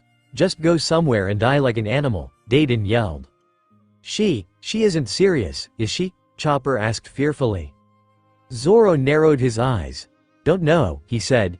Either way, it's obvious that they don't want the kids there, Sanji commented. Now, boss, Magra said, attempting to calm the large woman. I'm still hungry, Luffy whined, completely ignoring Dayton and looking at the meat Ace was eating. I want some meat. This meat is the meat Ace hunted and brought back. Because of that, he gets a place at our table, Dayton said. The life of a mountain bandit is harsh. Starting tomorrow, we're going to work you half to death. Cleaning, laundry, shoe and weapon polishing, theft, looting, swindling, and killing, and listen, you're not gonna say a single word to Garp about the stuff we make you do. No way in hell, Nami deadpanned. No way, Usopp and Chopper echoed. Yo-ho-ho, I don't think I've ever seen Luffy-san clean before, Brook exclaimed. Or do what he's told, Sanji mumbled. 1 bowl of rice and 1 glass of water a day, Dayton continued. That's all I'm giving you. Anything else you'll have to get for yourself. You'll have to raise yourself to be strong, she said with a smug smile. Isn't that a bit harsh? Usopp asked. I mean, Luffy's only 7. Alright, Luffy said, causing Dayton to face fault. Well, apparently he has no problem with it, Nami said dryly. You're fine with it? Dayton cried. Aren't you supposed to cry or something? Little Luffy just grinned. Gramps threw me into the jungle once, he said matter-of-factly. Earthworms, snakes, frogs, mushrooms. If this is a jungle then there's plenty of stuff to eat. Usopp and Nami sighed. Only you, Luffy, they said. Robin chuckled. It seems Luffy has already learned a great deal, she commented. Yeah, from his crazy grandfather's training, Sanji said. Wait, Usopp exclaimed. Garp left Luffy with a bunch of random bandits, to teach him how to be a strong marine. The crew was silent as that sunk in before collectively face-palming. What kind of logic is that? Nami cried. There is something seriously wrong with this family, Zoro muttered, arms crossed over his chest. Robin smiled. It certainly is interesting. Yo-ho-ho-ho. Indeed, Robin-san, Brook laughed. Besides, Luffy carried on, I'm gonna be a pirate someday, so I've got to deal with at least this much. Ace got up and left then, having finished his food. Luffy turned to him, eyes following the older boy as he headed toward the door. Where's he going? Luffy wondered aloud as he got up and went after Ace, completely ignoring everyone else. Hey, Luffy called, only for Ace to shut the door in his face. Luffy stopped for a moment, staring blankly at the door in Frona's head to the side a bit, a look of confusion furrowing his brow for a moment, as if he didn't understand what had just happened. Then he blinked and shook his head before nodding determinedly and pushing the door open. "Hey!" Luffy called again, chasing after Ace. "Wait up!" "Hey!" Ace finally turned around and pinned Luffy down with his dark eyes. Luffy just grinned up at him. "I'm Luffy. I'm not angry that you spat at me anymore. It's nothing to get worked up about. Let's be friends," the boy said with a grin, waving his arms. Ace just stared at Luffy, a blank mask on his face. "Are you going somewhere?" Luffy asked. Suddenly, Ace lashed out, kicking the tree he was standing next to in the trunk. It snapped and the tree began to fall. "You have got to be kidding me," Nami yelled in disbelief. "I told you," Usopp cried. "The older brother of a monster is an even bigger monster." Ace kicked the tree again and it began to roll down the hill, straight at Luffy. Luffy turned and ran, screaming. While the sight was rather comical, the Straw Hats were trying to wrap their heads around what Ace had just done. The tree continued to roll until it plowed over the rubber boy. If he wasn't made of rubber, Luffy's bones would have been crushed to dust, Robin observed calmly. "How can you be so calm about that?" Usopp screeched. Zoro frowned. "Is this really the same Ace?" he wondered aloud. The crew sobered some at that. "You guys have met him before?" Frankie asked. Back in Alabasta, Sanji confirmed, he was very different.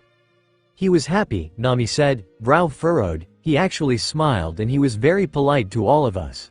We only spent a few days with him before he left, but he seemed very kind. And he cared about Luffy," Usopp added, "asked us to look after him and everything." "I wonder what happened to make him like this," Chopper pondered. "He sounds like he was a lovely person," Brook said. "Yeah," Frankie said, scratching his head, "but the way he is now, I don't know how Luffy could stand it if this is how Ace treated him." Luffy pulled himself out from under the tree and dashed off after Ace again. He ran until he found a bridge over a large gorge, Ace in the middle of it. As he stepped on it, the bridge moved and Ace turned to look over his shoulder, surprise crossing his features when he saw Luffy. It quickly vanished though, replaced with an annoyed frown as he turned and began to walk toward Luffy. Luffy straightened, visibly brightening at this, and smiled. Ace's hand tightened on the metal pole in his hand and he suddenly charged forward, bringing the pole down in an arc and knocking Luffy off the bridge. The Straw Hats cried out in surprise as Luffy began to fall. Ace's eyes were dark as he glared at Luffy, filled with hate and anger. And there was a second when Luffy's eyes met his. The younger boy froze, his terror forced back by something else as he looked into those cold, shadowed eyes. The crew felt Luffy's curiosity and sorrow as he looked into Ace's eyes, his confusion and worry. But then the moment was over and Luffy was falling, a scream automatically ripping itself from his throat as Ace just stared coldly after him before carrying on his way. "What the hell?" Zoro shouted furiously. "That could have killed him," Nami cried. "I don't think Ace would have cared," Robin said calmly, gaining the others' attention. "There is no way that Ace has gained any knowledge of Luffy's devil fruit abilities so soon after meeting him. Ace did that not knowing that the fall would, more likely than not harm Luffy in any way." "So he was trying to kill him?" Usopp asked, shocked. Robin shook her head. "Not necessarily," she said. "I suspect that he just didn't care what happened." "Shit," Sanji swore. "Just what the hell happened to make Ace like this? As a kid?" "I do not know," Robin replied softly, eyes troubled, "but I think we can safely assume that the answer is far from pleasant." It was night now and the Straw Hats watched as Luffy stumbled through the trees back to the bandit's hut. Apparently, the small boy had spent roughly a week in the wilderness and it showed. He was beaten and battered, covered in dirt and blood. His clothes were torn and he was covered in wounds that looked suspiciously like claw and bite marks. The bandits freaked out, more over the fact that he was still alive than relief over the fact that he had returned. Rather than feed him, bathe him, or treat his wounds, Deiden tossed him into one of the back rooms that held Ace's slumbering form and yelled at him to go to sleep, which he did, instantly. The crew might have laughed if they weren't so frustrated and confused at the situation. For one thing, Ace was clearly not the same person they had met. For another, Luffy's new guardians didn't seem to give a flying fuck about him. If it were any other child in this situation, the treatment would be considered severe child abuse and neglect. As it was, Luffy was only dealing with it because he was, well, Luffy. The next morning, Ace left the hut and Luffy chased after him just like before, calling out to him. And just like before, Ace brushed him aside. More often than not in violently dangerous ways that could have easily resulted in his death had he not been a rubber human. And the cycle continued. Ace would leave, Luffy would follow, Ace would ditch Luffy. Luffy would be stuck wandering the woods for days until finally making it back to Dayton's hut, and then the process would repeat. The crew could do nothing but watch as Luffy chased Ace day after day. The older boy completely ignored him, never speaking a word to the rubber boy and hardly even glancing in his direction. One day, though, long after Ace had escaped Luffy's sight and months after he had initially started chasing Ace, their future captain was simply hiking through the trees when he reached the end. "It's the end of the forest," Luffy announced to himself in surprise as he climbed over the last hill. When he reached the top, his eyes widened as he looked around. "Wow! What's this place?" he asked before climbing down and starting to explore. "It's just a trash heap," Nami said, looking around. "It's not anything special." "I think it's a bit more than that," Usopp said, gesturing towards some people that appeared to be living here. "It appears to be the slums of the city," Robin said, pointing to the wall and the majestic-looking buildings on the other side. "Wow," Chopper said, "those buildings look really pretty. I bet the city is really nice." "But it's such a contrast," Sanji commented with a frown. "It's like the city suddenly goes from rich to poor. Like there's no middle ground." "Maybe there isn't," Zoro said, arms crossed over his chest. Eye narrowed in the direction of the city. Little Luffy looked like a kid in a candy store. He was still looking for Ace, of course, calling his name every now and then. But it was like he suddenly had a new playground and didn't know where to start. He was climbing over everything, squeezing through cracks and crawling under mounds of junk. "This should not be as cute as it is," Nami said, watching as little Luffy explored. Robin smiled. "He is rather cute, isn't he?" "Luffy bro found a suuuuuuuper playground," Frankie exclaimed, striking a pose. Eventually, Luffy reached the end of the junkyard. In the distance, he could just make out Ace disappearing into the trees and an excited grin formed on his face as he ran after the older boy. "I wonder why Luffy keeps going after Ace," Usopp said. "I mean, it's clear that Ace wants nothing to do with him." Sanji shrugs. "Luffy's not really the type to give up on anything, he's a stubborn bastard."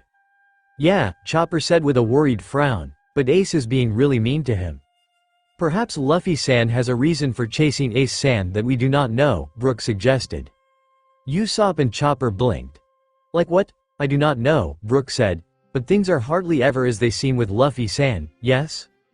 "Shitty captain does have his moments," Sanji murmured softly. Luffy wandered through each a small clearing. The boy looked around until he spotted Ace perched in one of the trees. Another boy was with him, one who looked to be the same age as Ace with blonde hair and a top hat. It looked like part of the tree had been cut open, with some kind of trapdoor on the branch that Ace and the boy were sitting on. As Luffy crept closer, he began to pick up bits and pieces of their conversation. "Wonder how much we need for a pirate ship," the blonde boy said. "Don't know," Ace replied. 10 million or 100 million maybe. We've got a long way to go." "A pirate ship?" Luffy exclaimed excitedly as he stepped into the clearing. Nami facepalmed. "Luffy, you moron," she muttered. Zoro snorted. Luffy couldn't be stealthy if his life depended on it. "Or tactful," Usopp added. The crew nodded in agreement. Ace and the boy jumped up, immediately on guard. The blonde boy slammed the trapdoor shut and both of their faces were lined with panic. Luffy didn't seem to notice though as he carried right along. "You guys," Luffy called loudly, "are you guys gonna become pirates? I wanna become one too?" While Luffy just stood there giggling and grinning like an idiot, Ace and the boy exchanged looks and quickly climbed down the tree. Running straight up to the younger boy, they both smacked him over the head. "Be quiet," they yelled. The Straw Hats sighed. "Well, at least we know he was always like this," Sanji said with a sigh. Robin chuckled. "Indeed. Luffy-san has led a very interesting life for one so young," Brook said. "Yeah," Frankie agreed, "but why exactly is he letting those two tie him to a tree?" The crew looked and, sure enough, Luffy was now tied to the tree's giant trunk. "You have got to be kidding me," Nami and Usopp deadpanned in unison. But little Luffy was just grinning like he always did. "Ace, I didn't know you went this far every day, he said. Shut up, Ace said, an annoyed frown on his face. Well, at least Ace is talking to Luffy now, Chopper said, even though it isn't very nice. Seriously, Nami said, frustration and confusion clear on her face and in her tone. How did they go from this to the pair we met in Alabasta? Well, Luffy clearly does something, Zoro said dryly. Try as Ace might. Luffy has a way of getting to you in the end. Very true, Robin commented. So you're saying it's just a matter of time? Usopp asked skeptically. Yes, Robin replied simply with a knowing smile. After all, Luffy has a knack for rooting out old wounds and healing them. Even if he doesn't mean to. So this is that Luffy kid you were telling me about? The blonde boy asked. Yeah, Ace grumbled, glaring at Luffy, who didn't seem at all affected by it, and it looks like he finally followed me all the way here. I didn't take any of the walkable routes either. You told him about me? Luffy asked Ace excitedly. I told him how annoying you are, Ace said with a frown. And how empty-headed you are, the other boy added. Luffy just laughed. Oh yeah? The other boy just looked at him. You don't even realize that we're dissing you, do you? No, the Straw Hat's deadpanned. No, he doesn't. Are you a friend of Ace's? Luffy asked, completely oblivious. Be my friend too. Nice to see his mentality hasn't changed, Zoro said dryly, remembering how Luffy had pretty much decided for all of them that they were part of his crew. The crew snickered. Shut up, the boy said, though not as coldly as Ace. I'm not going to be your friend. Luffy blinked. Oh, then what's your name? He asked innocently. Saw. I'm not telling you, the blonde boy exclaimed, almost giving it to him anyway before turning to Ace. This is why I told you to live with me. The daily round-trip training on the mountain turned out to be bad. What should we do? Ace was quiet for a moment.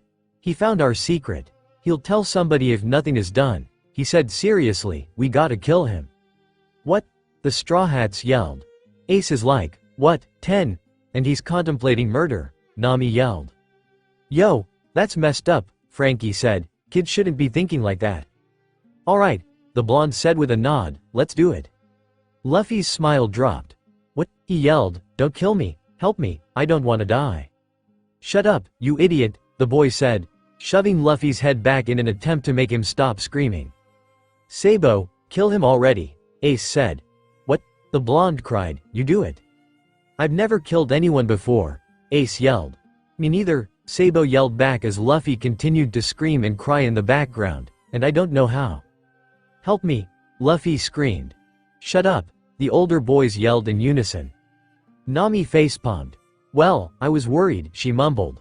But looking at them now, Usopp continued, crossing his arms. There was nothing to worry about, Chopper finished. The three of them sighed, resigned to the insanity that was their captain. Zoro didn't look as relieved though.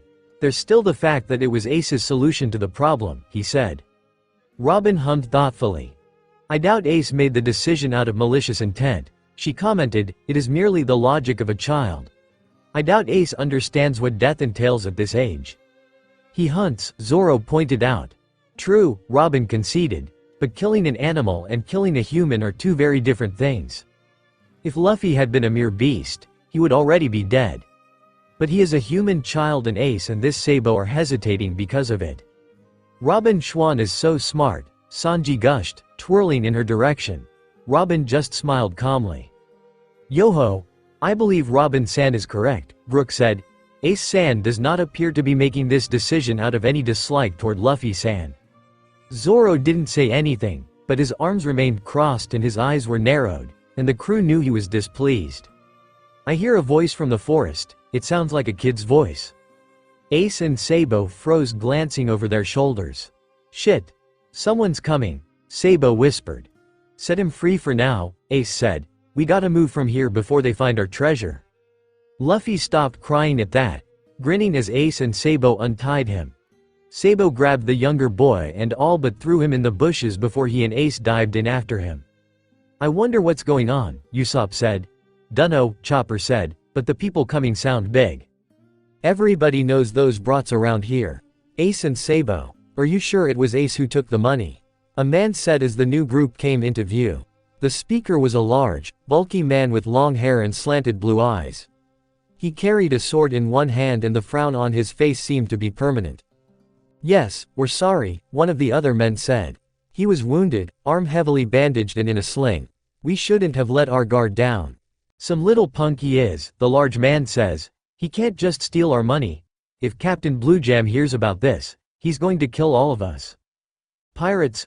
Nami asked, head tilted to the side. "I wonder what they're doing in a place like this."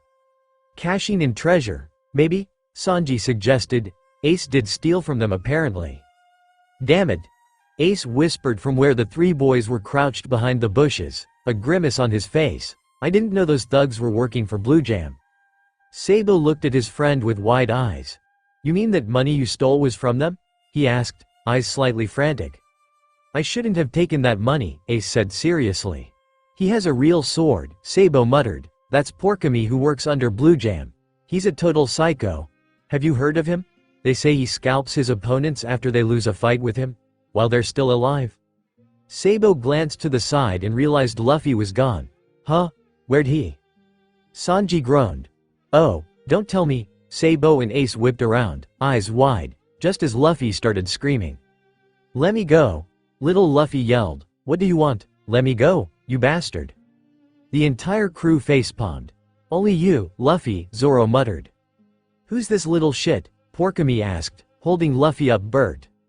Help me," Luffy yelled, flailing uselessly. "Ace." Nami groaned, rubbing her temples. "Seriously? I mean, I know he's dumb, but seriously?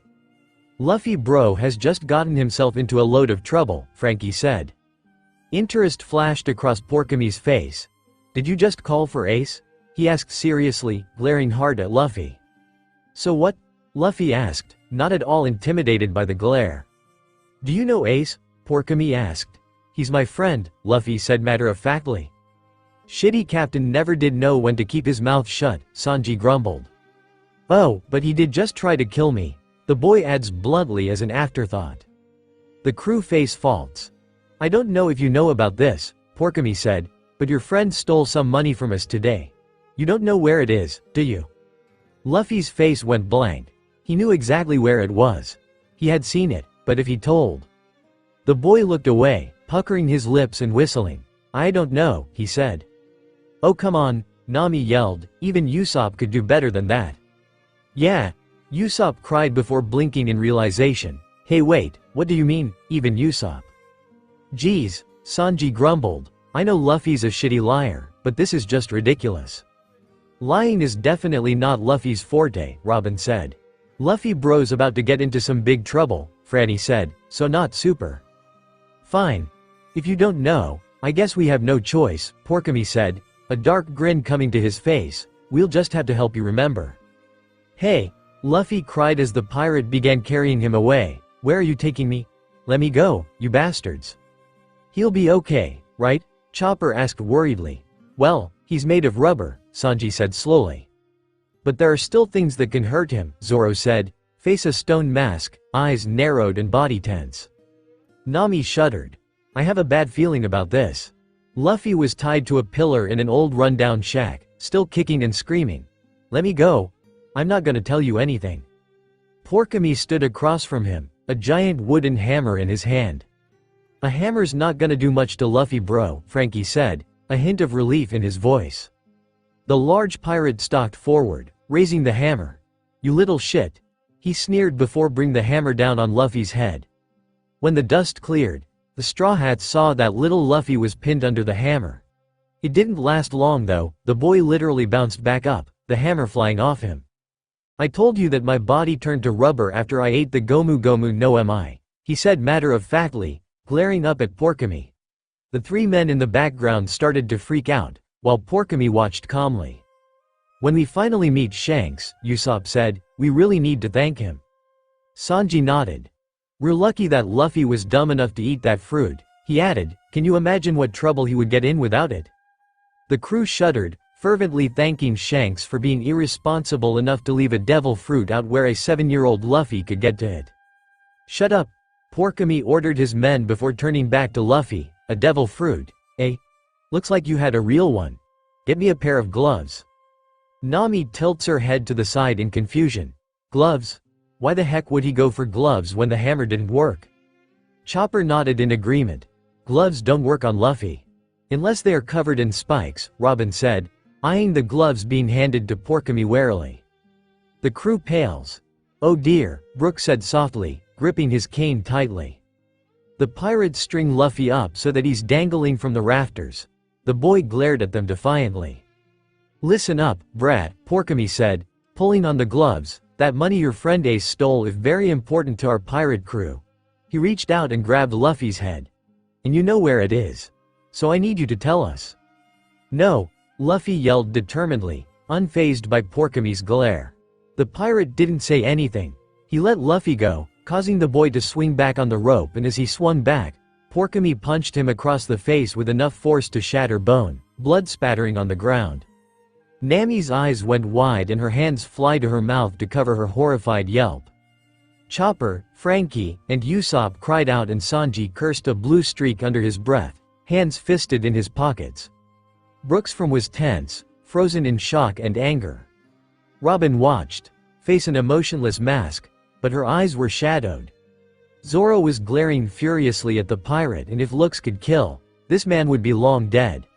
The swordsman's arms were crossed tightly over his chest, almost as if to restrain himself. You don't want to make a pirate mad, Porkamy exclaimed. Our captain, Blue Jam, is brutal. Little Luffy was trembling, lips pressed together in a thin, white line as blood ran down his face and tears gathered in his eyes. He grit his teeth and swallowed loudly, as if choking back a sob, before he finally broke. It hurts, I'm scared, help me, he screamed. Porkamy just drew his fist back, a cold glare on his face, and delivered another blow, silencing Luffy's screams. You guys go look for Ace and Sabo, he ordered his men, we don't have time to stand around. Why yes, sir, it went on for hours. Luffy screamed and cried, but still, he told nothing. Eventually it got to the point where the rubber boy didn't even have the energy to scream anymore. He just dangled there, silently taking hit after hit. Zoro was the only one who didn't look away. Even Robin, who had seen far more in her life than she had ever cared to, reached the point where she could no longer watch her little captain be tortured. Zoro made himself watch though, made himself commit every detail to memory. If his captain had faced this at 7, then he could watch it at 21. If he was going to be first mate to the Pirate King, he was going to stand by everything his captain was. So Zoro watched, body tense and eyes cold, as Luffy was beaten. Spit it out already, Porkamy yelled, panting heavily. PP Porkamy-san.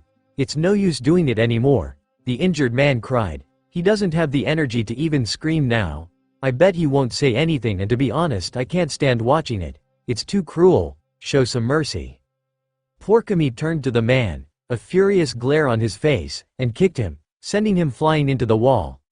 Look for Ace and Sabo if you have time to speak for the brat, he shouted, a desperate edge entering his voice. Can't you see that we're the ones that are in danger here? We're already too late to give that money to Captain Blue Jam, he roared, turning right back around to land another blow on Luffy's small body. Answer me, Porkamy yelled.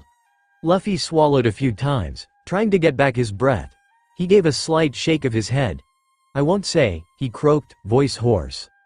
You little shit, Porkamy growled, punching Luffy yet again. Stop trying to keep a secret like a grown-up. Another punch. Say it. I won't, Luffy said stubbornly. I won't say it, I won't say it.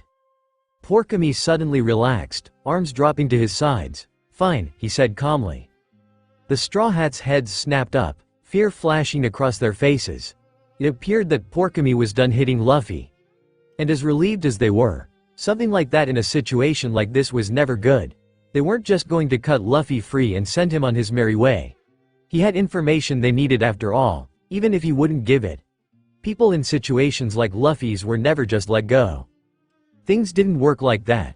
So as Porkamy walked over to the wall and hefted up his sword, the crew felt cold dread sink into their stomachs, except Brook, who didn't have a stomach. Then you die, the pirate hissed quietly. And just as he lowered his arm, ready to cleave Luffy's head from his body, one of the walls to the shack exploded, wood breaking apart and flying everywhere. Stop, Ace and Sabo screamed as they entered the shack, metal poles raised and ready for battle. The crew sagged in relief. It had been hours. And their little captain had been tore, and somewhere in the back of their minds, the crew was upset and furious that it had taken them this long to come for the boy. But the fact that they were here now and that Luffy had a chance overrid everything else.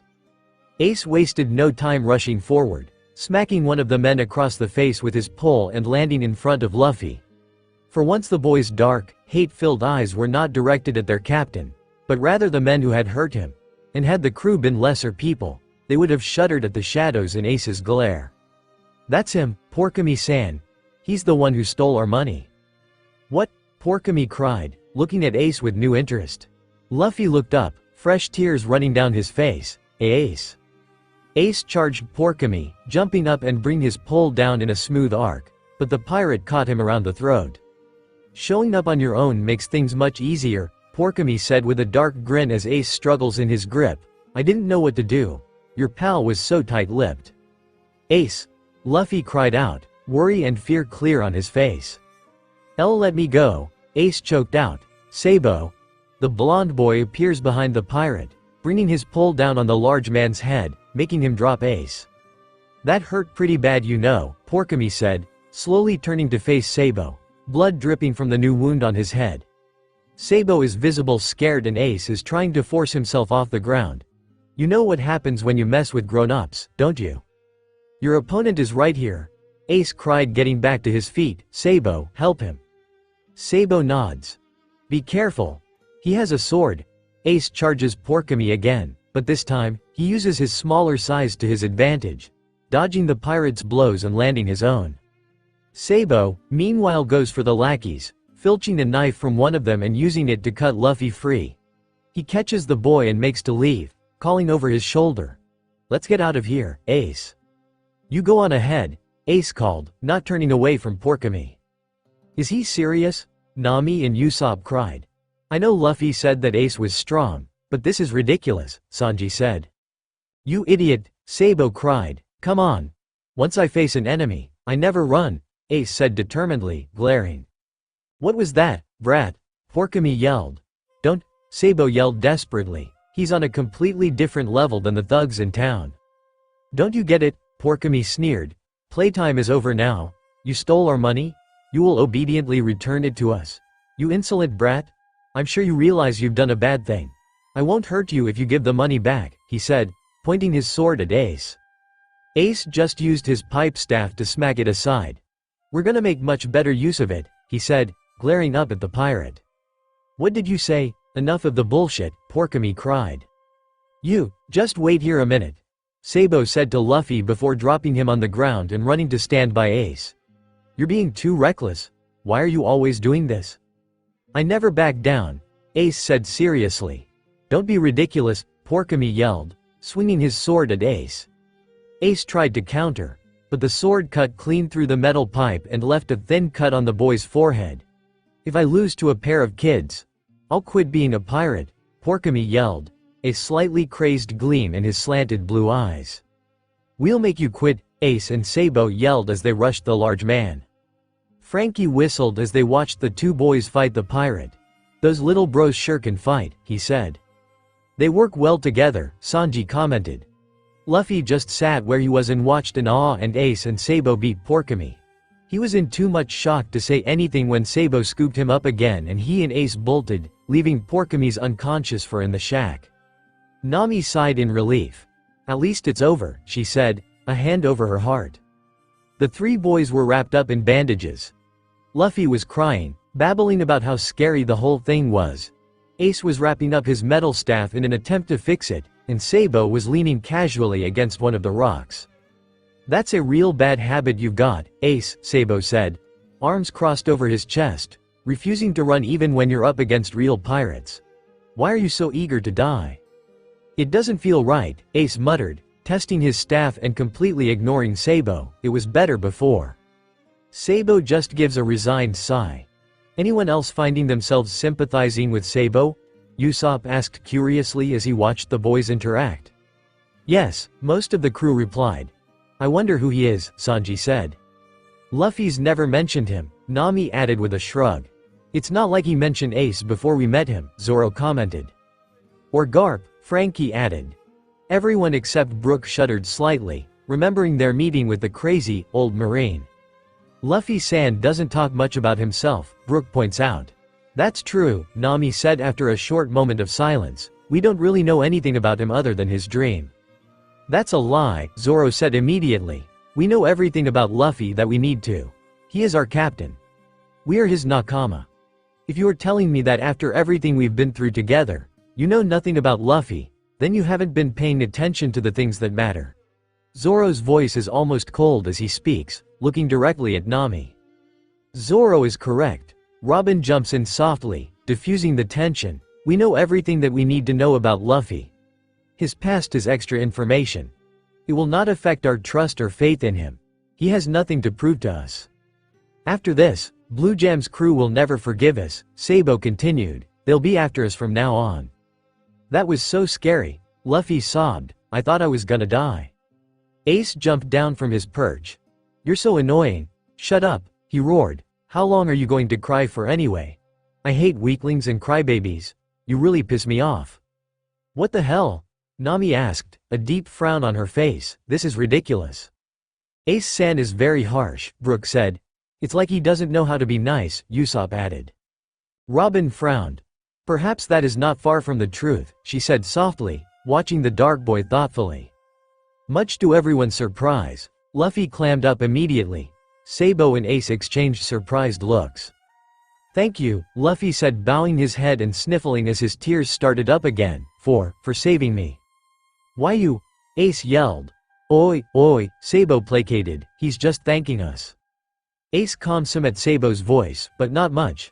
I don't get it, he shouted. Why didn't you tell them? Those guys would kill women and children without a second thought. Luffy sniffled. If I told them, you wouldn't have been my friend. Ace stared in disbelief. That's better than dying, isn't it? He asked, something almost accusing in his voice. Why do you want to become my friend that much? Because, didn't I give you a hard time up till now? Ace pressed, a confused and frustrated frown on his face. Why did you still follow me this far?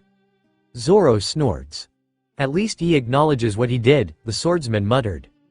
Because, Luffy said softly, pausing a moment before lifting his eyes to Ace's and saying firmly, because I have nobody else to trust, Ace blinked, backing off slightly at Luffy's outburst.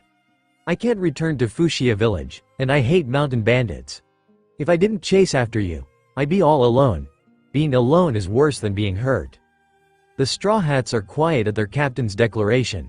Luffy-san is very wise for someone so young, Brook said softly, solemnly, though I am concerned as to how he gained such wisdom. He seemed very lonely in the village, Chopper commented. He only talked to Makino and Shanks and his crew. Something in Ace's expression softened slightly as he met Luffy's eyes and something like recognition showed on his face. Luffy stared right back at him. What about your parents? He asked slowly. Luffy shook his head. Just Gramps, nobody else. Ace pressed his lips together in thought and Sabo wattomed the corner of his eyes. It isn't so bad when I'm around? Ace asked. Luffy nodded. And it'd be bad if wasn't here. Ace continued, voice soft. Luffy nodded again. You want me to live? The Straw Hats all turned to look at Ace at that question. The boy's voice was quiet, almost a whisper. His eyes were hard and he had a white knuckle grip on his staff. Sabo was looking at Ace with a worried expression, a sadness in his dark blue eyes. Of course I do. Luffy cried without a moment of hesitation. Something like surprise and hope flashed across Ace's eyes before he ducked his head, his hair shading his eyes. I see, he said softly, turning around so his back was to Luffy and scratching the back of his head. But still, I hate spoiled kids like you. I'm not spoiled, Luffy yelled angrily, jumping off his perch on the rock. I'm strong. Strong? Ace shouted. How are you strong? You're supposed to be a man but you keep crying all the time. Have you ever been punched with a spiked glove? I'm only 7, I won't cry when I get to be 10 like you. I'll be much stronger. Luffy shouted back at Ace, glaring up at the older boy. I didn't cry when I was 7 either, Ace yelled, pressing his forehead up against Luffy as they butted heads. You idiot, don't compare yourself to me. I'm gonna be stronger than anyone else. I promised Shanks that I'd become a great pirate. A pirate? You? That's right, as if I'm going to be one? Well, at least they're getting along, Nami asked slowly, staring at the scene playing out before them. The crew had never imagined that Ace and Luffy could ever have a full-blown argument like this. Then again, they never imagined that they could hold anything but affection for each other either. Alright, that's enough, Sabo said calmly, stepping between them. I've got a problem. The anger melted right off of Luffy's face, replaced with curiosity. Problem? Sabo nodded. Because of what happened today, Blue Jam's crew will be trying to find and kill all three of us, right? Ace blinked. Well, yeah. I guess. I've been living in this forest, but it's close to their base in Pirate's Cove, Sabo said. What do you think would happen if I fell asleep somewhere and they attacked me? You'd die, Ace said bluntly. Luffy nodded. You'd definitely die. Right. So I've gotta ask you something, the blonde said with a grin. As the three boys pulled together in a huddle, the scene began to fade out, returning to white once again. Looks like our night is coming to an end, Robin said. Does this mean Ace and Luffy are friends now? Chopper asked. I didn't like seeing them fight. And that Sabo kid, Usopp added, what's up with him? Zoro crossed his arms. We're just going to have to wait until tomorrow night. Luffy's been through a lot more than I ever expected, Nami said softly. Sanji shrugged. It's not like it matters, he said. What happened, happened. And it made Luffy who he is today. It doesn't change anything. Yo-ho-ho. I rather like Luffy-san, Brook exclaimed. He always seems to be having an adventure. The crew chuckled at that. Luffy lives and breathes adventure, Nami said with a grin. Chopper smiled. I wonder what's going to happen next.